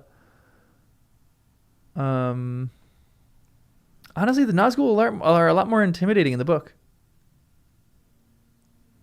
And it's crazy too because they actually make them, like, he breaks the staff of Gandalf, which he should never have done in the book, or had never done in the movie. But then they take out the Black Breath, which I guess is a hard thing to depict in a movie, maybe. This is interesting, and it feels like sunlight is almost the cure for this. Yeah, kind of like mustard gas, honestly. It has that feeling to it. Huh. This is fascinating.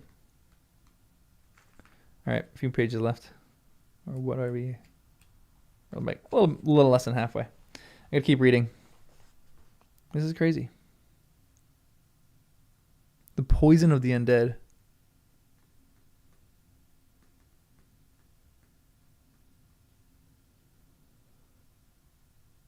Yeah, concrete enemy in the movie, existential enemy in the book. And the existential enemy to me is always scarier than the concrete enemy.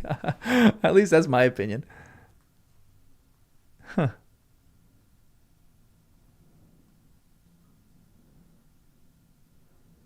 That's crazy. Okay, let's keep reading. Thereupon the herb master entered. Your lordship asked for Kingsfoil, as the rustics name it, he said, or Ethelis in the noble tongue. Or to those who know somewhat of the Valorian, I do so, said Aragorn. Or Valinorian. Valinorian. And I care not whether you say now, see Aranion or Kingsfoil, so long as you have some. These people are wordy. Just get to the point. Faramir is literally dying here, and Aragorn's like, I need Kingsfoil, I need Ethelis. And these guys are like, your lordship asked for Kingsfoil, as the rustics name it, he said, or Ethelis in the noble tongue, or to those who know somewhat of the Valinorian. And Aragorn's like, shut up and give me Kingsfoil already. I love this. Give me the freaking plant. Oh, this is great. I love that Aragorn really is such a good healer here too. This is cool. I do so, said Aragorn. Or no, your pardon, Lord, said the man. And I see you are a lore master, not merely a captain of war. But alas, sir, we do not keep this thing in the houses of healing. That's absurd to me. They should have every plant in the houses of healing, even if they don't know what it does. Where only the gravely hurt or sick are tended. For it is no virtue that we know of, save perhaps to sweeten a fouled air, or to drive away some passing heaviness. Unless, of course, you give heed to rhythms of old days, which women understood, as our good Yorith still repeat without understanding. Hold on. You know what I'm really interested in right now? How Aragorn knows what Kingsfoil does. Is this just a Ranger of the North thing? Or has he had a lot of other experience with the Black Breath? Because they're from Arnor. These are the Rangers from Arnor. I know he uses it on Frodo, but one of my questions is, how does he know what it is before he knows Frodo? So is it just because he grew up around Elrond? Okay. So he's Númenorian. Probably Elrond taught him. That's interesting. Now I'm curious how Elrond knows this kind of stuff. Like, what was the first documented case of Black Breath? And how did they know Kingsfoil solved it? There had to be a lot of other Black Breath things going on. There's like this little song, I guess they're saying, the rhythms. When the Black Breath blows, and death's shadow grows, and all lights pass, come Ethelis, life to the dying, in the king's hand lying. So, death's shadow grows. So light is a solve for this, but they're in dark right now, so they have to get Ethelis. It's interesting that he treats Frodo with Ethelis too when it's dark, because he doesn't have the sun to help. Am I reading that wrong?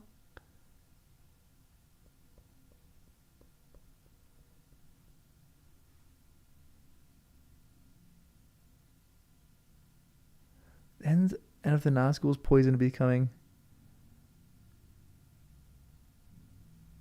I feel like it is literal, or not. It's not fully literal dark. I think it is metaphorical, but at the same time, there was the passage that it said when the sun was setting on their face and they actually had a little bit of sunlight, that they seemed to come around a little bit, and then hope was lost because the sun went away and because they were back into despair.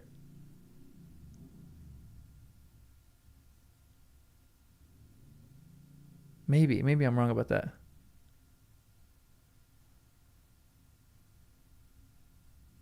Sunlight alone wouldn't cure it. I feel like it would. Yeah, they just need, what is this, like scurvy? They just need a little bit of sun, or no, a little bit of oranges. What's the other one? They need a little vitamin D deficiency. Excuse me. All right, let's keep reading. But it is but a doggerel, I fear, garbled in the memory of old wives. Its meaning I leave to your judgment, if indeed it has any. But old folks still use an infusion of the herbs for headaches. Then, in the name of the king, go and find some old man of less lore and more wisdom who keeps some in his house, cried Gandalf. These guys are so sick of these wordy people. Excuse me. This is great. Interesting, Philip. This is honestly, if depression was a terminal illness, it feels like that.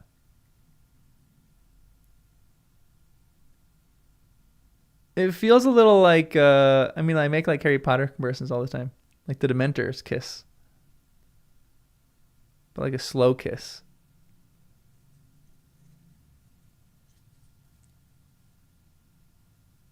This is really interesting. The Black Breath is something that I haven't really experienced.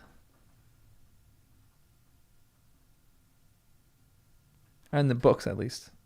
Maybe in real life. The Black Breath is such a fascinating thing.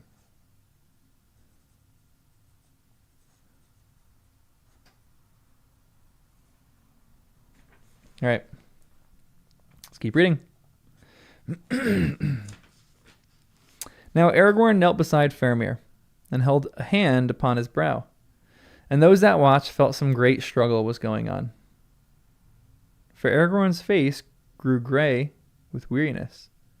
And ever and anon he called the name of Faramir, but each time more faintly to their hearing, as if Aragorn himself was removed from them, and walked afar in some dark vale, calling for one that was lost.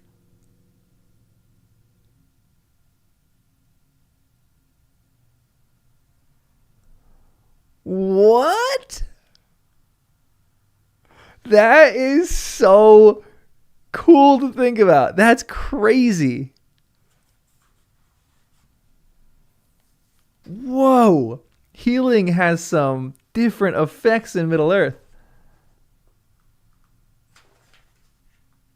It makes sense if the Black Breath is from the Nazgul, who are like in the land, not really in the land of the living. And then Aragorn has to go search out the land of the dead to go rescue people from the Black Breath. It's like they're slowly being materialized there. This is so interesting. This is such an interesting way to think about healing.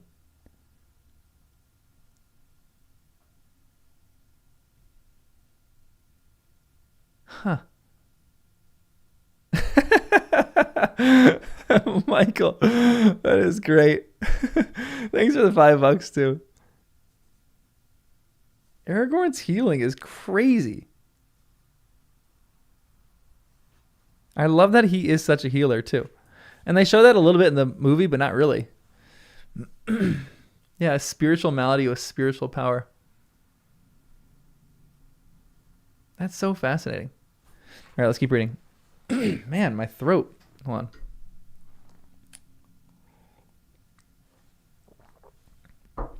All right, we're making good time. And at last Beargal came running in, and he bore 6 leaves in a cloth. It is king's foil, sir, he said, but not fresh, I fear. It must have been cold 2 weeks ago at least. I hope it will serve, sir. Then looking at Faramir, he burst into tears. But Aragorn smiled. It will serve, he said. The worst is now over. Whoa, crazy.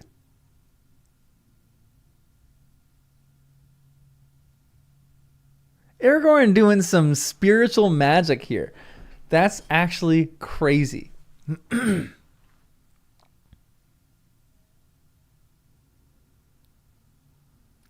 This little soft magic system that he built. He just doesn't, I mean, he gives the answers, but he doesn't. It's so fun to just visualize this. And this is oddly similar to the healing of Theoden. Sorry, my lighting is kind of good, but let me turn on this light. That made it worse. It was kind of cooler before, but my white balance will adjust. There we go. Excuse me. All right. Stay and be comforted. Then taking 2 leaves, he laid them on his hands and breathed on them. And then he crushed them. And straightway a living freshness filled the room, as if the air itself awoke and tingled, sparkling with joy. And then he cast the leaves into the bowls of steaming water that were brought to him. And at once all hearts were lightened.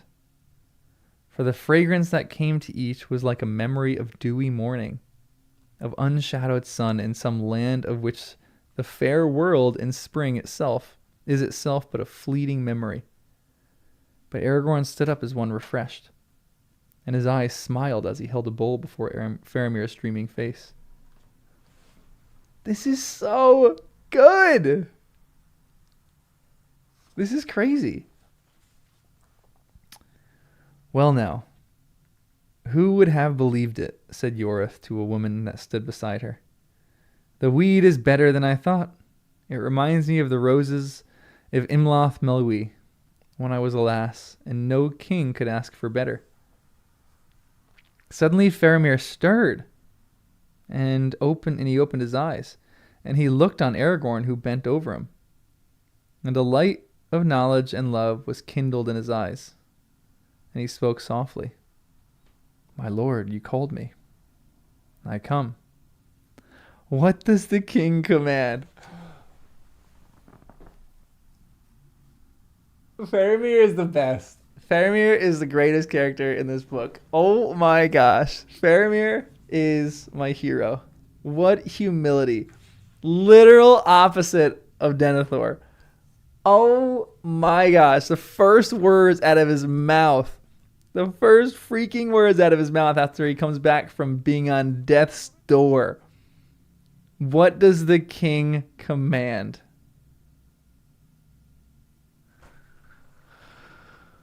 Oh, Faramir is the best.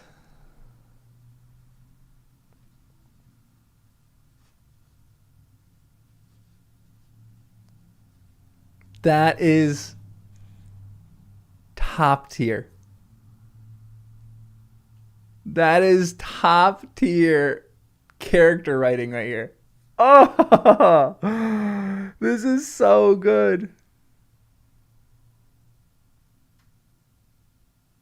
He's the first person to call him king, too. He's been described as being kingly. I'm actually curious about that. Didn't Imrahil or Éomer, didn't they just call him king before that? Did they? Or maybe they didn't. Or like they alluded to him being king? This chapter, yeah. I'm kind of with you, Michael. Maybe he didn't fully intend it to be allegory, but there's there's some serious applicability in this. He alluded, but he didn't call him Lord. Interesting. Wait, Boromir calls him king in the movie, does he? I don't think he does that in the book.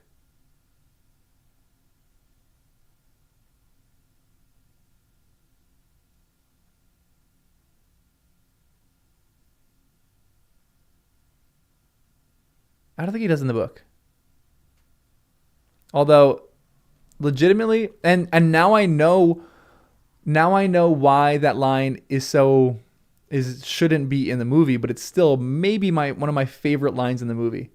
When Boromir says, I would have gone with you, my brother, my captain, my king. I think that's excellent screenwriting, but Tolkien would have hated it because he's going, no, Faramir is the one who calls him king first, not Boromir, because Faramir has the humility to be able to call him king. I guess it does kind of make sense that Boromir would call him king at the end because he does gain humility. But I love that Faramir wakes up and is like, what do you command? I'm here. I've come. What do you command, my king? What a guy. Oh my gosh. I love this. What does the king command? Walk no more in the shadows, but awake, said Aragorn. You are weary. Rest a while and take food, and be ready when I return. I will, Lord, said Faramir. For who would lie idle when the king has returned? Oh, this is so beautiful. Faramir is the best. Oh, what a character. Faramir is legitimately the best. Man, what a guy. What humility this guy shows.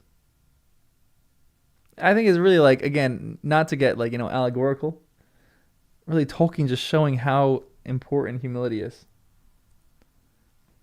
And it's interesting too, because I don't think Faramir always had more humility than Denethor, but he did contend with his father a little bit. I think Faramir did have a little bit of pride, and it's almost like this is the moment where he just buries it completely and totally. But I have to think about that one more. I don't know fully about that one. Sometimes I don't even know about my own opinions when they come out of my mouth. Beargle for sure needs some credit. Beargle, I love that Beargle gets emotional too at this moment, and then he's just chilling. Boromir is a boar. Faramir is very fur. That's actually kind of interesting. I wonder if he named them that purposefully. Any letters about that? Yeah, I know. Writing characters is not an allegory for sure, but it just feels very, very applicable.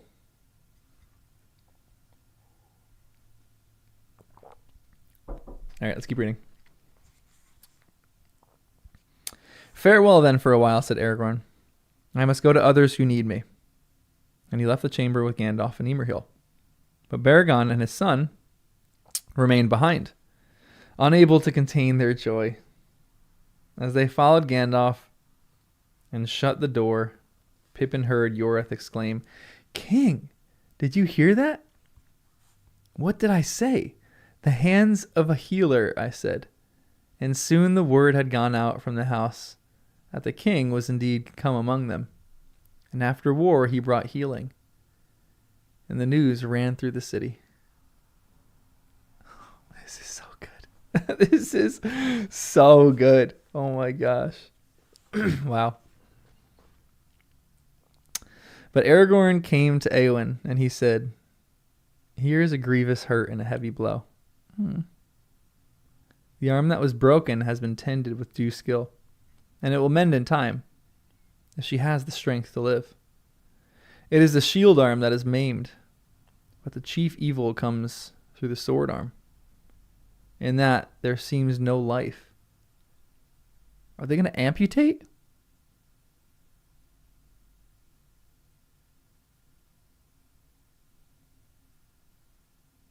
Yorith is so proud of herself. That's so true.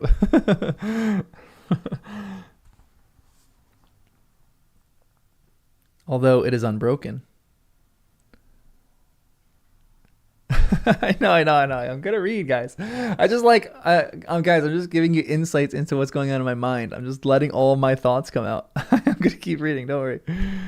Alas, for she was pitted against a foe beyond the strength of her mind or body. And those who will take a weapon to such an enemy must be sterner than steel. Oh, cool.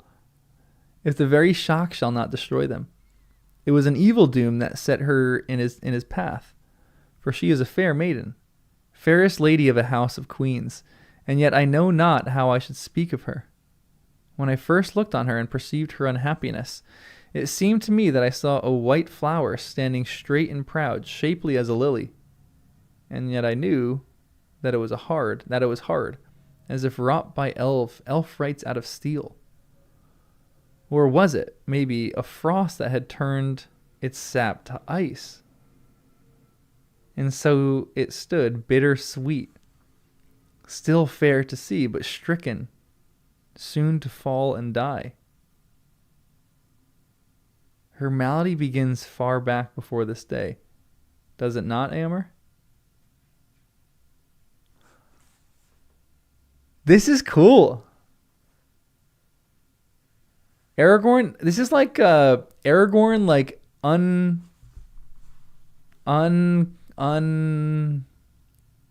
what's the word I'm looking for?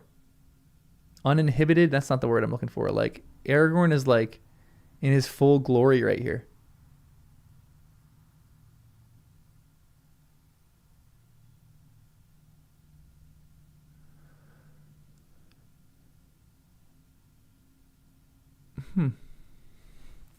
Unraveled, yeah, unrestrained, uncloaked. I was going to say unclothed, but he still has clothes on. But uncloaked, that's a good one. Unmasking Eowyn. Requited. Good word. I marvel that you should ask me, Lord, he answered, for I hold you blameless in this matter and all else, as in all else. Yet I knew not that Eowyn, my sister, was touched by any frost until she first looked on you. Care and dread she had, and shared with me in the days of Wormtongue and the king's bewitchment. And she tended the king in growing fear. But that did not bring her to this pass. Did some of Grima's ickiness rub off on her? I know it was like even creepier. Did some of his leechcraft?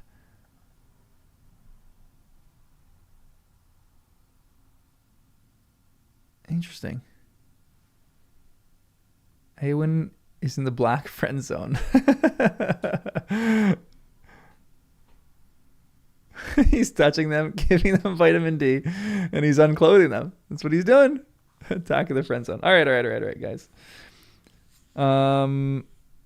My friend, said Gandalf, you had horses and deeds of arms and the free fields, but she, born in the body of a maid, had a spirit and courage at least the match of yours. Yet she was doomed to wait upon an old man, whom she loved as a father, and watch him falling into a mean, dishonored dotage. And her part seemed to her more ignoble than of the staff that he leaned on. What a good characterization of her. I love this. I'm learning so much about Eowyn here. Think you that Wormtongue had poisoned only for Theoden's ears? Dotard. What is the house of Errol? But a thatched barn where brigands drink in the reek and their brats roll on the floor among their dogs. Have you not heard these words before? Saruman spoke them, the teacher of Wormtongue.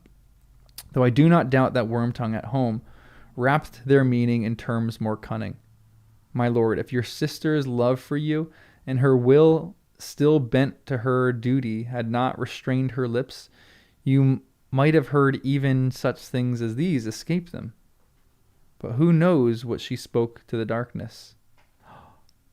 This line is spoken by Gandalf alone in the bitter watches of the night, when all her life seemed shrinking and the walls of her bower closing in about her. A hutch to trammel some wild thing in.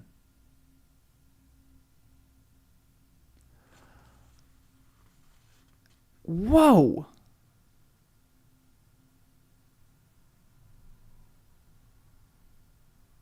This is crazy. So, hold on. Let me read this again. Have you not heard these words before? Saruman spoke them, the teacher of Wormtongue. Though I do not doubt that Wormtongue at home wrapped their meaning in terms more cunning. My lord, if your sister's love for you and her will still bent to her duty had not restrained her lips, you might have heard even such things as these escape them. Whoa! So she had been poisoned by Wormtongue. So not necessarily that Wormtongue was trying to teach her these things, but like, wow, that's crazy. I can't wait to talk to Lizzie about this and have her rethink her essay. This is so interesting.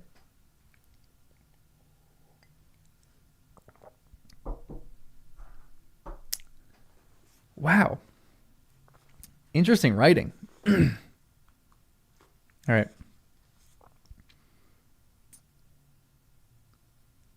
I want to write an essay about that.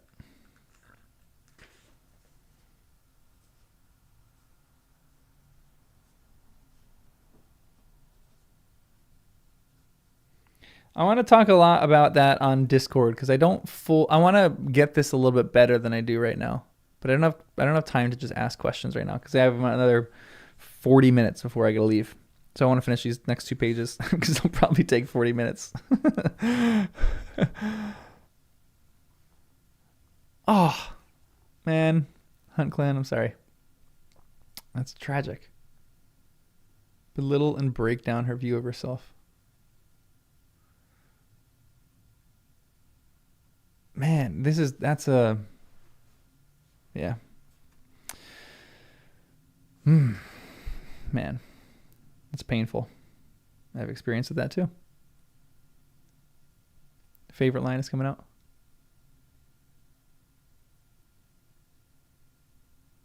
Interesting. Michael, send me that if you can. And also, wash your mouth out with soap. That's what people are saying. Honestly, I love that, Hunt Clan. Fight back. Gives you a better sense of self after that, after you've been through something that terrible in your life. I've gone through that. And I hold on to everything good in me. Then Éomer was silent and looked on his sister, as if pondering anew all the days of their past life together. But Aragorn said, I saw also what you saw, Éomer. Few other griefs amid the ill chances of this world have more bitterness and shame for a man's heart than to behold the love of a lady so fair and brave that cannot be returned.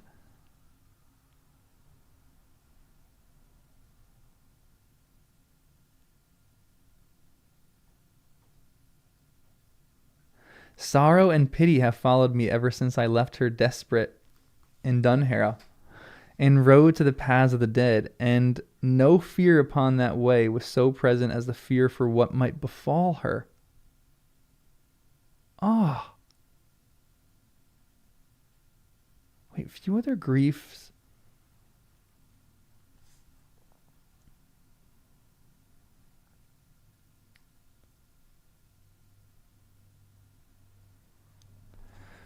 From the bitterness and shame to a man's heart than to behold the love of a lady so fair and brave that cannot be returned. Sorrow and pity have followed me ever since I left her desperate in Dunharrow, and rode to the paths of the dead. And no fear upon that way was so present as the fear for what might have befallen her. And yet, Éomer, I say to you that she loves you more truly than me. For you she loves and knows, but in me she loves only a shadow and a thought. Interesting. A hope of glory and great deeds. Let's go. I was right. A hope of glory and great deeds in a land far from the fields of Rohan. Whoa. This is so involved here. One of my questions is, and to the ladies here, I ask you this question. Were Éowyn awake, would she be saying the same things? Or would she look at them and be like, Aragorn, I never loved you. I never had a crush on you. I was beset by this Wormtongue guy. I never really had that. Like, they're giving their opinions on what they think Éowyn is dealing with, but it's not coming from Éowyn's mouth herself. Now, these are wise opinions because we think Aragorn, Éomer, and Gandalf are pretty darn wise and they've seen a lot of life. But would Éowyn agree? Éowyn's opinions will come later. Okay, excellent. Yes, let's go. I'm so pumped. This is great. Okay, great. All right, hold on to that thought. My second thought.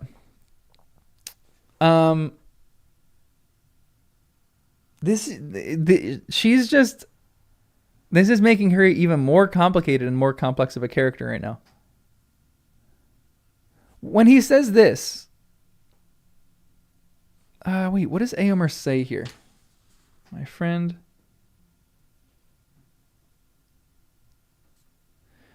For I hold you blameless in this matter and all else, yet I knew not that Éowyn, my sister, was touched by any frost until she first looked on you. Care and dread she had, and shared with me in the days of Wormtongue and the king's bewitchment, and she tended the king in growing fears, but that did not bring her to this pass.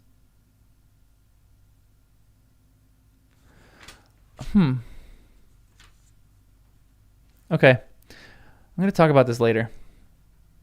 Honestly, something that I might do later this week, I actually want to specifically talk about that. And so maybe I'll do a live stream that is just specifically talking about that. Because I feel like I want to talk about that for an hour before like I actually write an essay. Because I think there's some things that I just am not, I need to grasp this a bit better. So maybe I'll talk on Discord about some of these things. And maybe I'll just do a stream about that so we can kind of chat about that. But I have half hour to read these next two. So let's move it or lose it.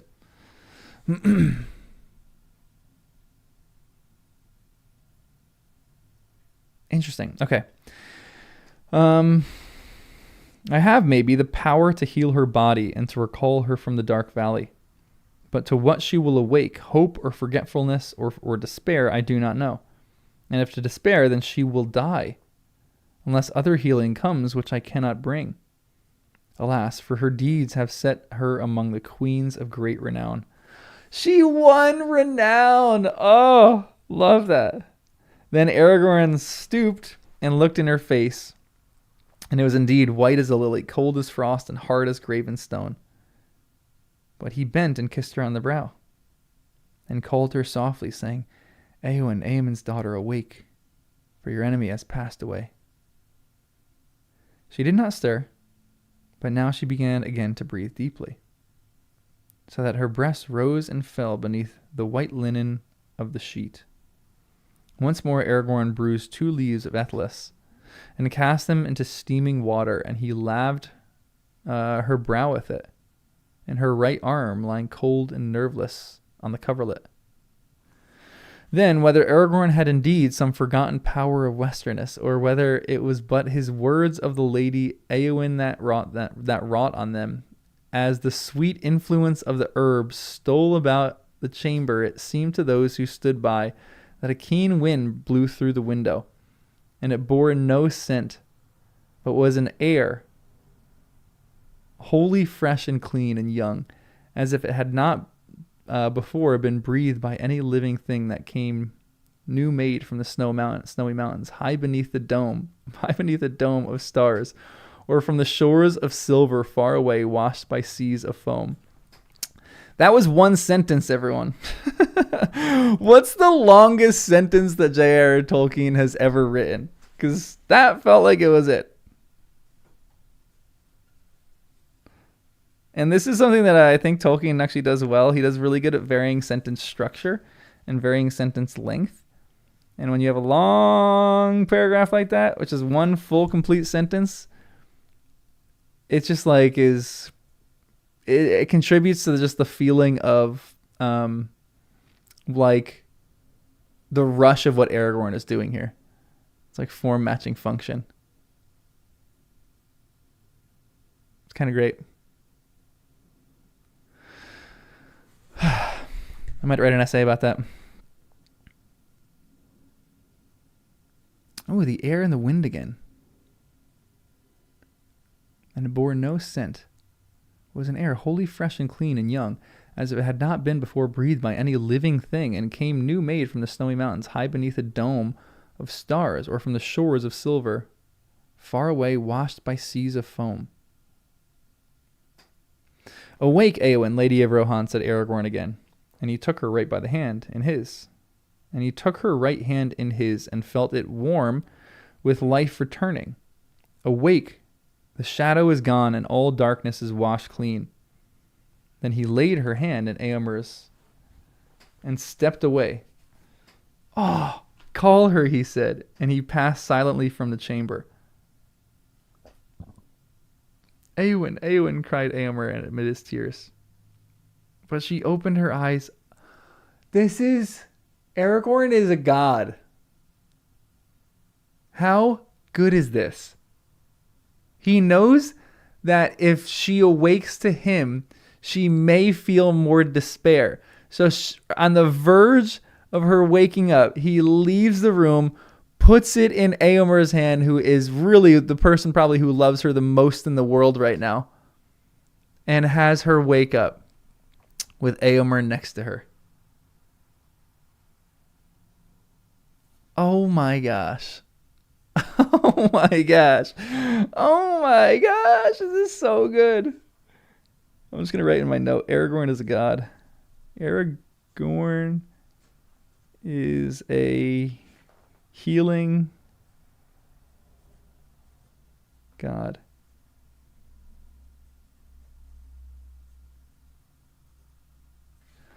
Wow. What a guy. Faramir's still better than Aragorn, though. Crafting Hedgehog, what's up? You're a little late, but that's all right. We're got 2 pages left. We've been on 2 pages left for like the last 10 minutes. Man, that's a great moment by Aragorn.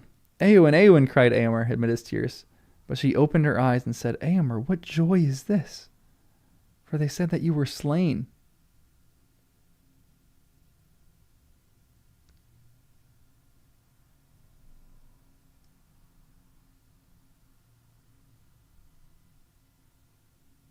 She's talking to the Nazgul. She's talking to the dead people in her dreams. That's terrifying.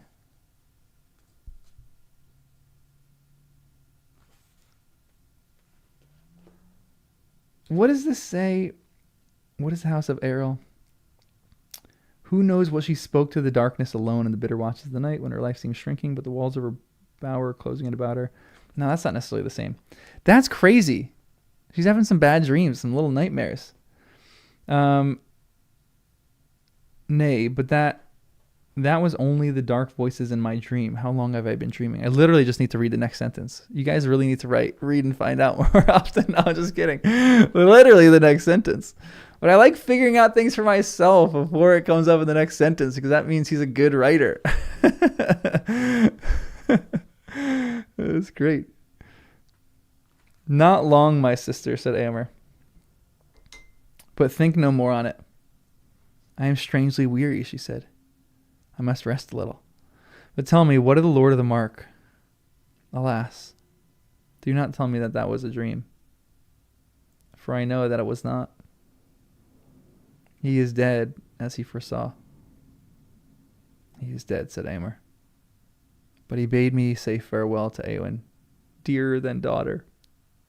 He lies now in great honor in the citadel of Gondor. That is grievous, she said. And yet it is good beyond all that I dared hope in the dark days, when it seemed that the house of Errol was sunk in honor less than any shepherd's cot. And what of the king's esquire, the halfling? Eomer, you shall make him a knight of the Riddermark, for he is valiant. He lies nearby in his house, and I will go to him, said Gandalf. Eomer shall stay here for a while, but do not speak yet of war or woe until you are ready, or until you are made whole again. Great gladness it is to see you awake to health and hope, so valiant a lady. She is the best, truly the best. One second, gotta text someone.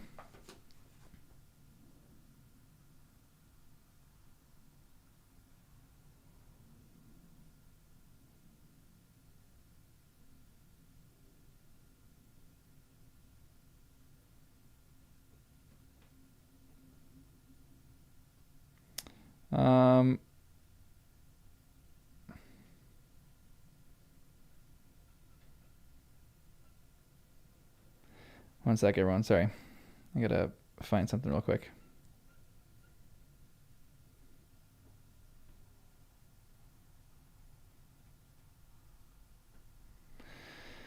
I gotta go pick someone up later.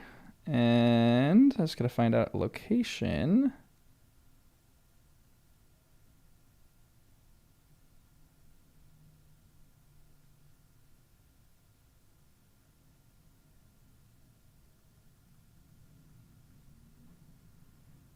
Okay, we're good. Sorry. Yeah, kind of shafted in the movies. She is such a great character. I love that she's thinking of others too when she wakes up from this. These things were on her mind.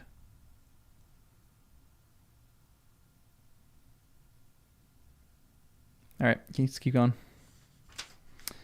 1.5 more pages left. 2 more pages. To health today, when it may be so, at least while there is an empty saddle of some fallen rider that I can fill. And there are deeds to do, but to hope, I do not know. Gandalf and Pippin came to Merry's room, and there they found Aragorn standing by the bed. Poor old Merry, cried Pippin. And he ran to the bedside, for it seemed to him that his friend looked worse, and a grayness was in his face, as if a weight of years of sorrow lay on him. And suddenly a fear seized Pippin that Merry would die. Do not be afraid, said Aragorn. I came in time, and I have called him back. He is weary now and grieved, and he has taken a hurt like the Lady Eowyn, daring to smite that deadly thing. But these evils can be amended, so strong and gay a spirit is in him. I could write an essay about that. His grief he will not forget, but it will not darken his heart, and it will teach him wisdom. Oh, that's so sad. That's so good, though. His grief he will not forget, but it will not darken his heart. It will teach him wisdom. Oh, it's so good.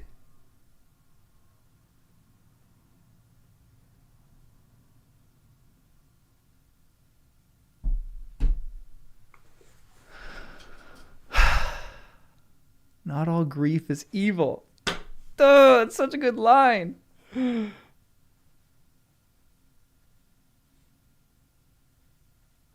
Guys, that Tolkien was a pretty good writer. That Tolkien was a darn good writer.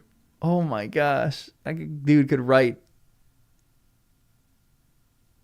Wow. You can learn from grief. Oh, don't let grief keep you in the dark. I'm going to do a little essay on that one. Oh, that's so good. Good grief. That's great. Then Aragorn laid his hand on Merry's head, and passing his hand gently through the brown curls, he touched the eyelids and called him by name.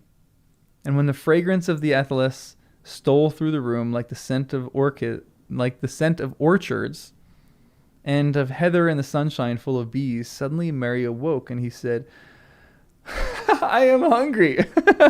What is the time? That is the best. Hobbits and their food. I love that so much. Can you share links here? I think so. It might block it. I'm not sure. If it doesn't work, just jump into the Discord. So let me share that real quick right now. If anybody is in the Discord, join the Discord. Invite, copy.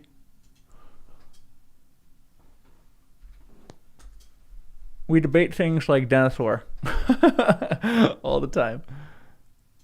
I'm hungry. What's the time? Yeah, if you want to join the Discord we have a bunch of different channels and a bunch of different things. It's kind of fun. We just get in discussions every once in a while. And I peruse, but there's a lot of spoiler stuff, so I don't read a lot of the stuff. We debate things like everything. What's up, Sean? Also, yeah, all the angels are different. Wait, what do you mean? All the smells are different, yeah. They do have 6 meals a day. The smells. Fragrance of Athelas. Oh, that's so crazy cool. I didn't even pick up on that. Dude, that is so cool. J.K. Rowling stole this from J.R.R. Tolkien. Oh my gosh. This is like a Amortentia in Harry Potter. Now it smells different to every person. This is so cool. I did not even catch that. Oh, love that.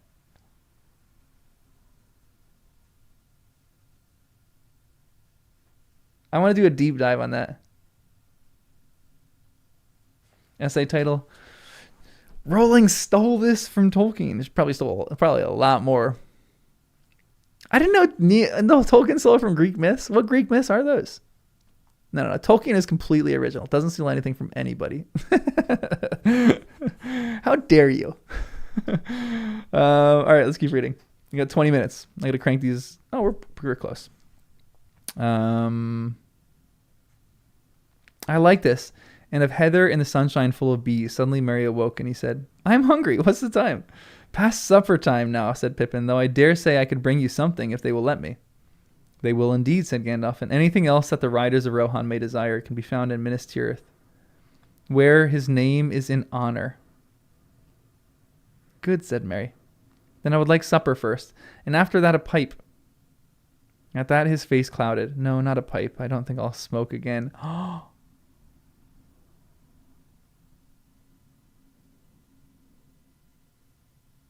Why not? Answered Pippin. Well, answered Merry slowly, he is dead.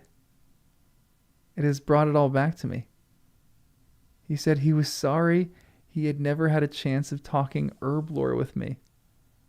Almost the last thing he ever said. I shan't ever be able to smoke again without thinking of him. And that day, Pippin, when he rode up to Isengard and was so polite.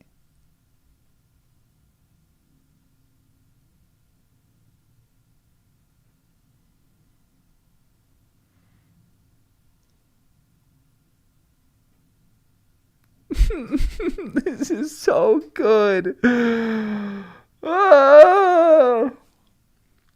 Smoke then and think of him, said Aragorn, for he was a gentle heart and a great king, and kept his oaths, and he rose out of the shadows to a last fair morning, though your service to him was brief. Yes, Michael, you gotta let your fight for that. It should be a merry, glad, honorable to the end of your days. It shall be a memory, glad and honorable to the end of your days. Oh, this essay is going to be the day Merry almost quit smoking.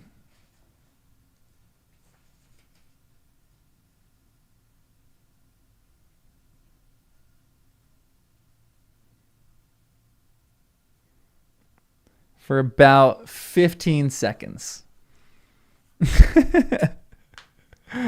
For about 15 seconds.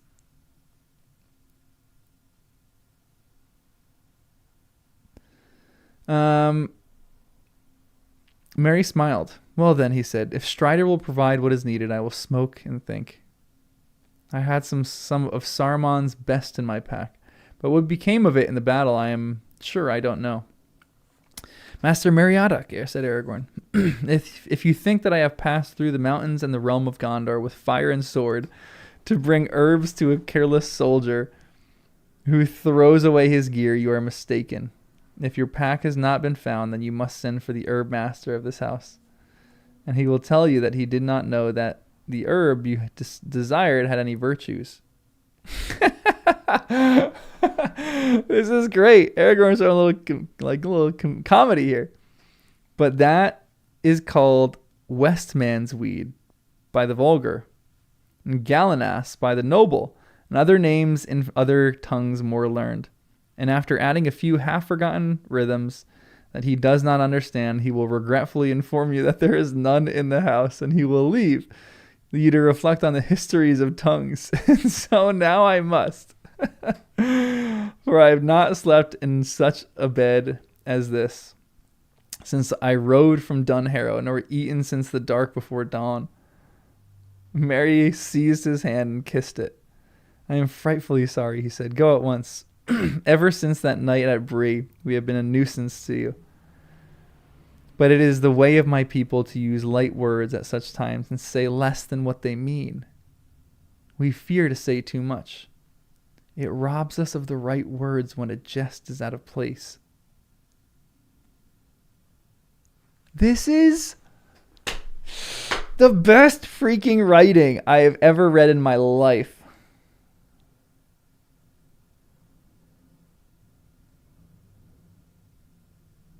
I know that well, or I would not deal with you in the same way, said Aragorn.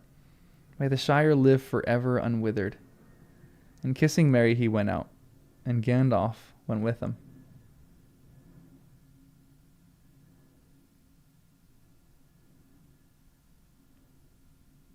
This is so good. Yeah, Aragorn's getting a little angry. Aragorn's a little tired. Strider, oh, so good. Pippin remained behind. May the Shire live. Wait. May the Shire live forever unwithered.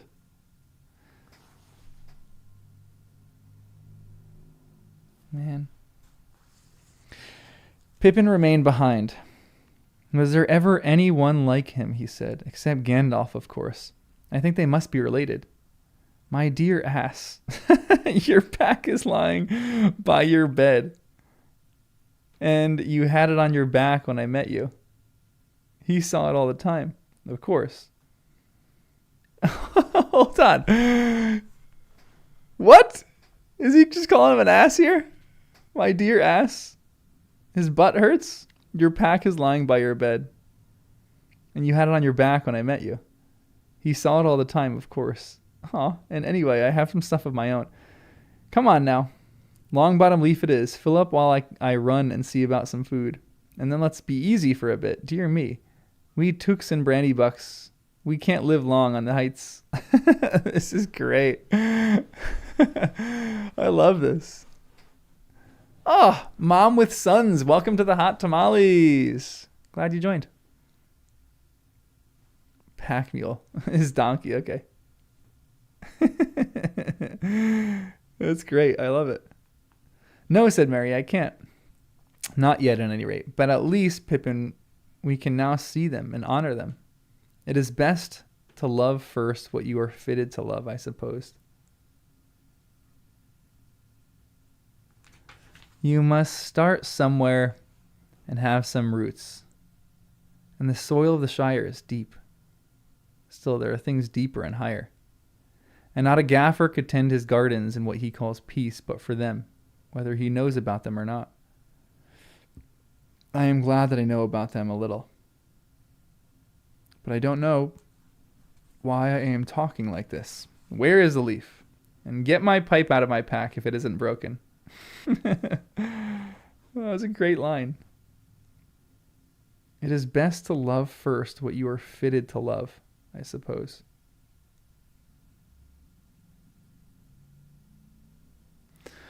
Interesting. It is best to love first what you are fitted to love, I suppose. You must start somewhere and have some roots. And the soil of the Shire is deep. Still, there are things deeper and higher. And not a gaffer could tend his garden in what he calls peace but for them, whether he knows about them or not. Oh, gosh. Why are these two, like, in a weird way, the wisest people in this book?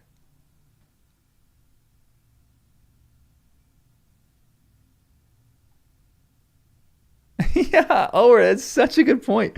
Which is honestly like that's like the best form of wisdom. Throwing a little bit of wisdom out there and then being like, let's smoke a pipe and enjoy life. That's what they're just about, like, they want to enjoy life. They are the wisest people in this book. I love hobbits so much. I just want to be a hobbit. Aragorn and Gandalf went now to the warden of the Houses of Healing, and they counseled him that Faramir and Éowyn should remain there and still be tended with care for many days. The Lady Éowyn, said Aragorn, will soon wish to rise and depart, but she should not be permitted to do so. If you can in any way restrain her, until at least 10 days be passed. Again, I don't know if this is best. I mean, like, he's probably right. She needs to rest. But he's caging her again. As for Faramir, said Gandalf, he must soon learn that his father is dead. But the full tale of the madness of Denethor should not be told to him until he is quite healed and has duties to do. Okay, I like that. See that Baragon and the Parian who are present do not speak to him of these things yet. And the other Parian, Meriadoc, who is under my care, what of him, said the warden. It is likely that he will be fit to arise tomorrow. For a short while, said Aragorn. Let him do so if he wishes. He may walk a little in the care of his friends. They are a remarkable race, said the warden, nodding his head. Very tough in the fiber, I deem. Oh my gosh, I love this. I love people through these books realizing how great hobbits are. They're like all of us. I mean, all of us kind of know earlier on, but man, they're a remarkable race, said the warden, nodding his head. Very tough in the fiber, I deem.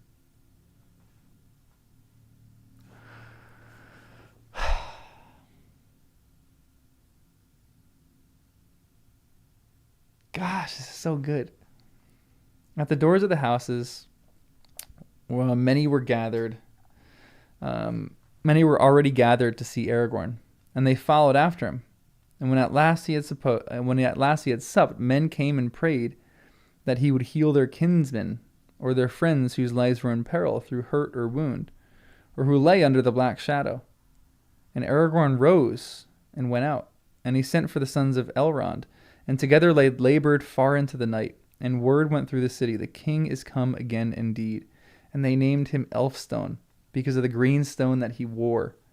And so the name Elfstone, which was foretold at his birth that he should bear, was chosen for him by his own people. Whoa!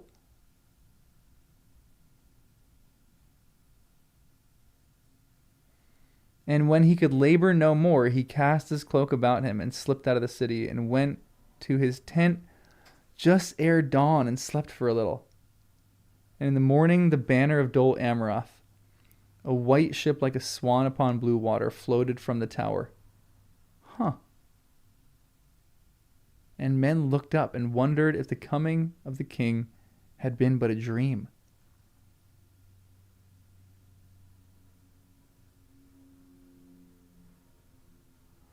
Weird ending.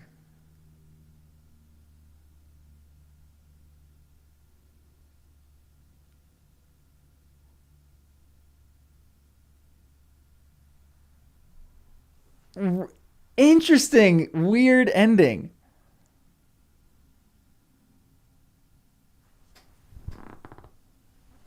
So bizarre.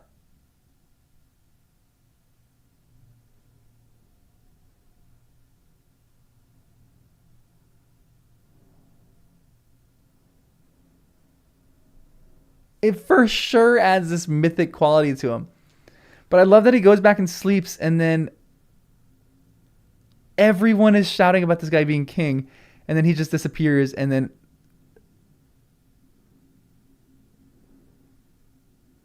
the flags of Dol Amroth floated from the tower. This is crazy good. Yeah, so humble. I don't think we're going to get the coronation of the king before the end of the book. Or like I don't think it's going to happen, or what I mean by, we're not going to get this in book 5. Which makes sense. We wouldn't get it. They still have battles to fight. Wow, that's crazy. I wonder if we're going to get in the next chapter. The next chapter is the last debate. I don't know what that is. My guess would be it's the last debate that Aragorn has with Sauron. Maybe he looks into the Palantir once more and like shows him what he's going to do. This is crazy. What an ending.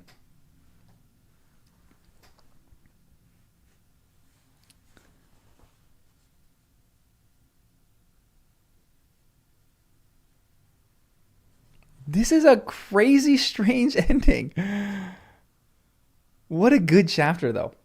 Okay, one of my favorite parts of this chapter, and I gotta leave in 5 minutes, but one of my favorite parts of this chapter was just how different Aragorn is. Like, he's a healer, and his people revere him for being a healer, not a warrior. That is so cool. That is so cool. I love that. And then there's interesting stuff for Eowyn that I want to talk about. I only have 4 minutes, so I'm not going to talk about that. But I think I'm going to start another stream sometime this week, just so I can sit with some of you guys and talk about Eowyn. I want to have a discussion on Eowyn. Maybe I'll just bring Lizzie into that one too. Maybe we'll me and her will talk, and we'll just hang out and chat with you guys. That would kind of be fun. I probably could convince her to do that. Man, that's crazy. Yeah, I really want to talk about Eowyn because I understand some of her, but I need to understand her to a different degree before I write on her.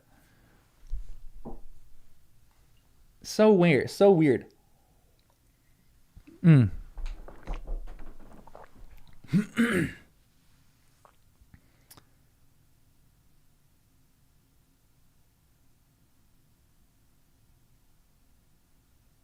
I still can't understand Eowyn until book 6, chapter 6. Hold on. I'm not going to do that. We did find a typo in this chapter, though. Chapatter. Yeah, I'm going to wait. Don't worry. It's going to take us a few months to get there. We're doing a chapter a week, which is a good pace. I feel like chapter a week is kind of fun. Slaps my hand. The next few chapters are short. Hold on, they're not that short. The Pyre of Denethor was the shortest one in this one. Yeah, that's a kind of a short chapter. Blackgate opens. Dang, they kind of are. They're like little blinky chapters. Bummer. We only have almost have one more book left. That's actually crazy. Yeah, every chapter is so good. That's what I'm hoping, Hunt Clan. I hope that I keep reading this until 2029. You guys just keep vicariously living through me. And then when I finish my first read, of course, I'm going to go through the Lord of the Rings again and still write more essays on that because I feel like there's so much more to write on that I'm not writing on. I'm pumped to keep writing on this. So I'm going to be doing this for the rest of my life. So make sure you subscribe, everyone. Subscribe, like the video, all that fun stuff. I cannot wait till I get back to Frodo and Sam. I know people really love the other crew, but I just long to get back to Frodo and Sam. I'm so excited to get back to them and hear the rest of their story. All right, everyone. I got to run. Oh, Fraggers. Totally unrelated. But I cannot contain my excitement for that. I'm so pumped. The cast is so good. The cast is unreal. How good. Oh, Keira Knightley. She's Umbridge. I'm like, that is a perfect casting for just a voice. I feel like Keira Knightley's voice is primed for that character. Book 6, chapter 6 is the best. Interesting. Okay, I'm pumped down to see this. I know. I think all my Christmas gifts from my siblings are just going to be, yeah, Tolkien Rants. You're Elizabeth. Tolkien Rants. Have you gotten to book 5 yet? You're on book 4 right now, right? When you get to book 5, then we can talk. She's voicing, you will hate Keira Knightley. Dolores Umbridge. Yep. She's Dolores Umbridge. Isn't that crazy? Your Lizzie Bennett is Dolores Umbridge. Wild. All right, everyone. I got to run. Merry Christmas. Happy Halloween. That's what it is. I like Halloween. Halloween's a fun holiday, to be honest. Very community-driven holiday. All right, everyone. I got to run. It was a pleasure hanging out with you and talking about the book. What perfect timing, too. Right at 4. Love that. 4 my time.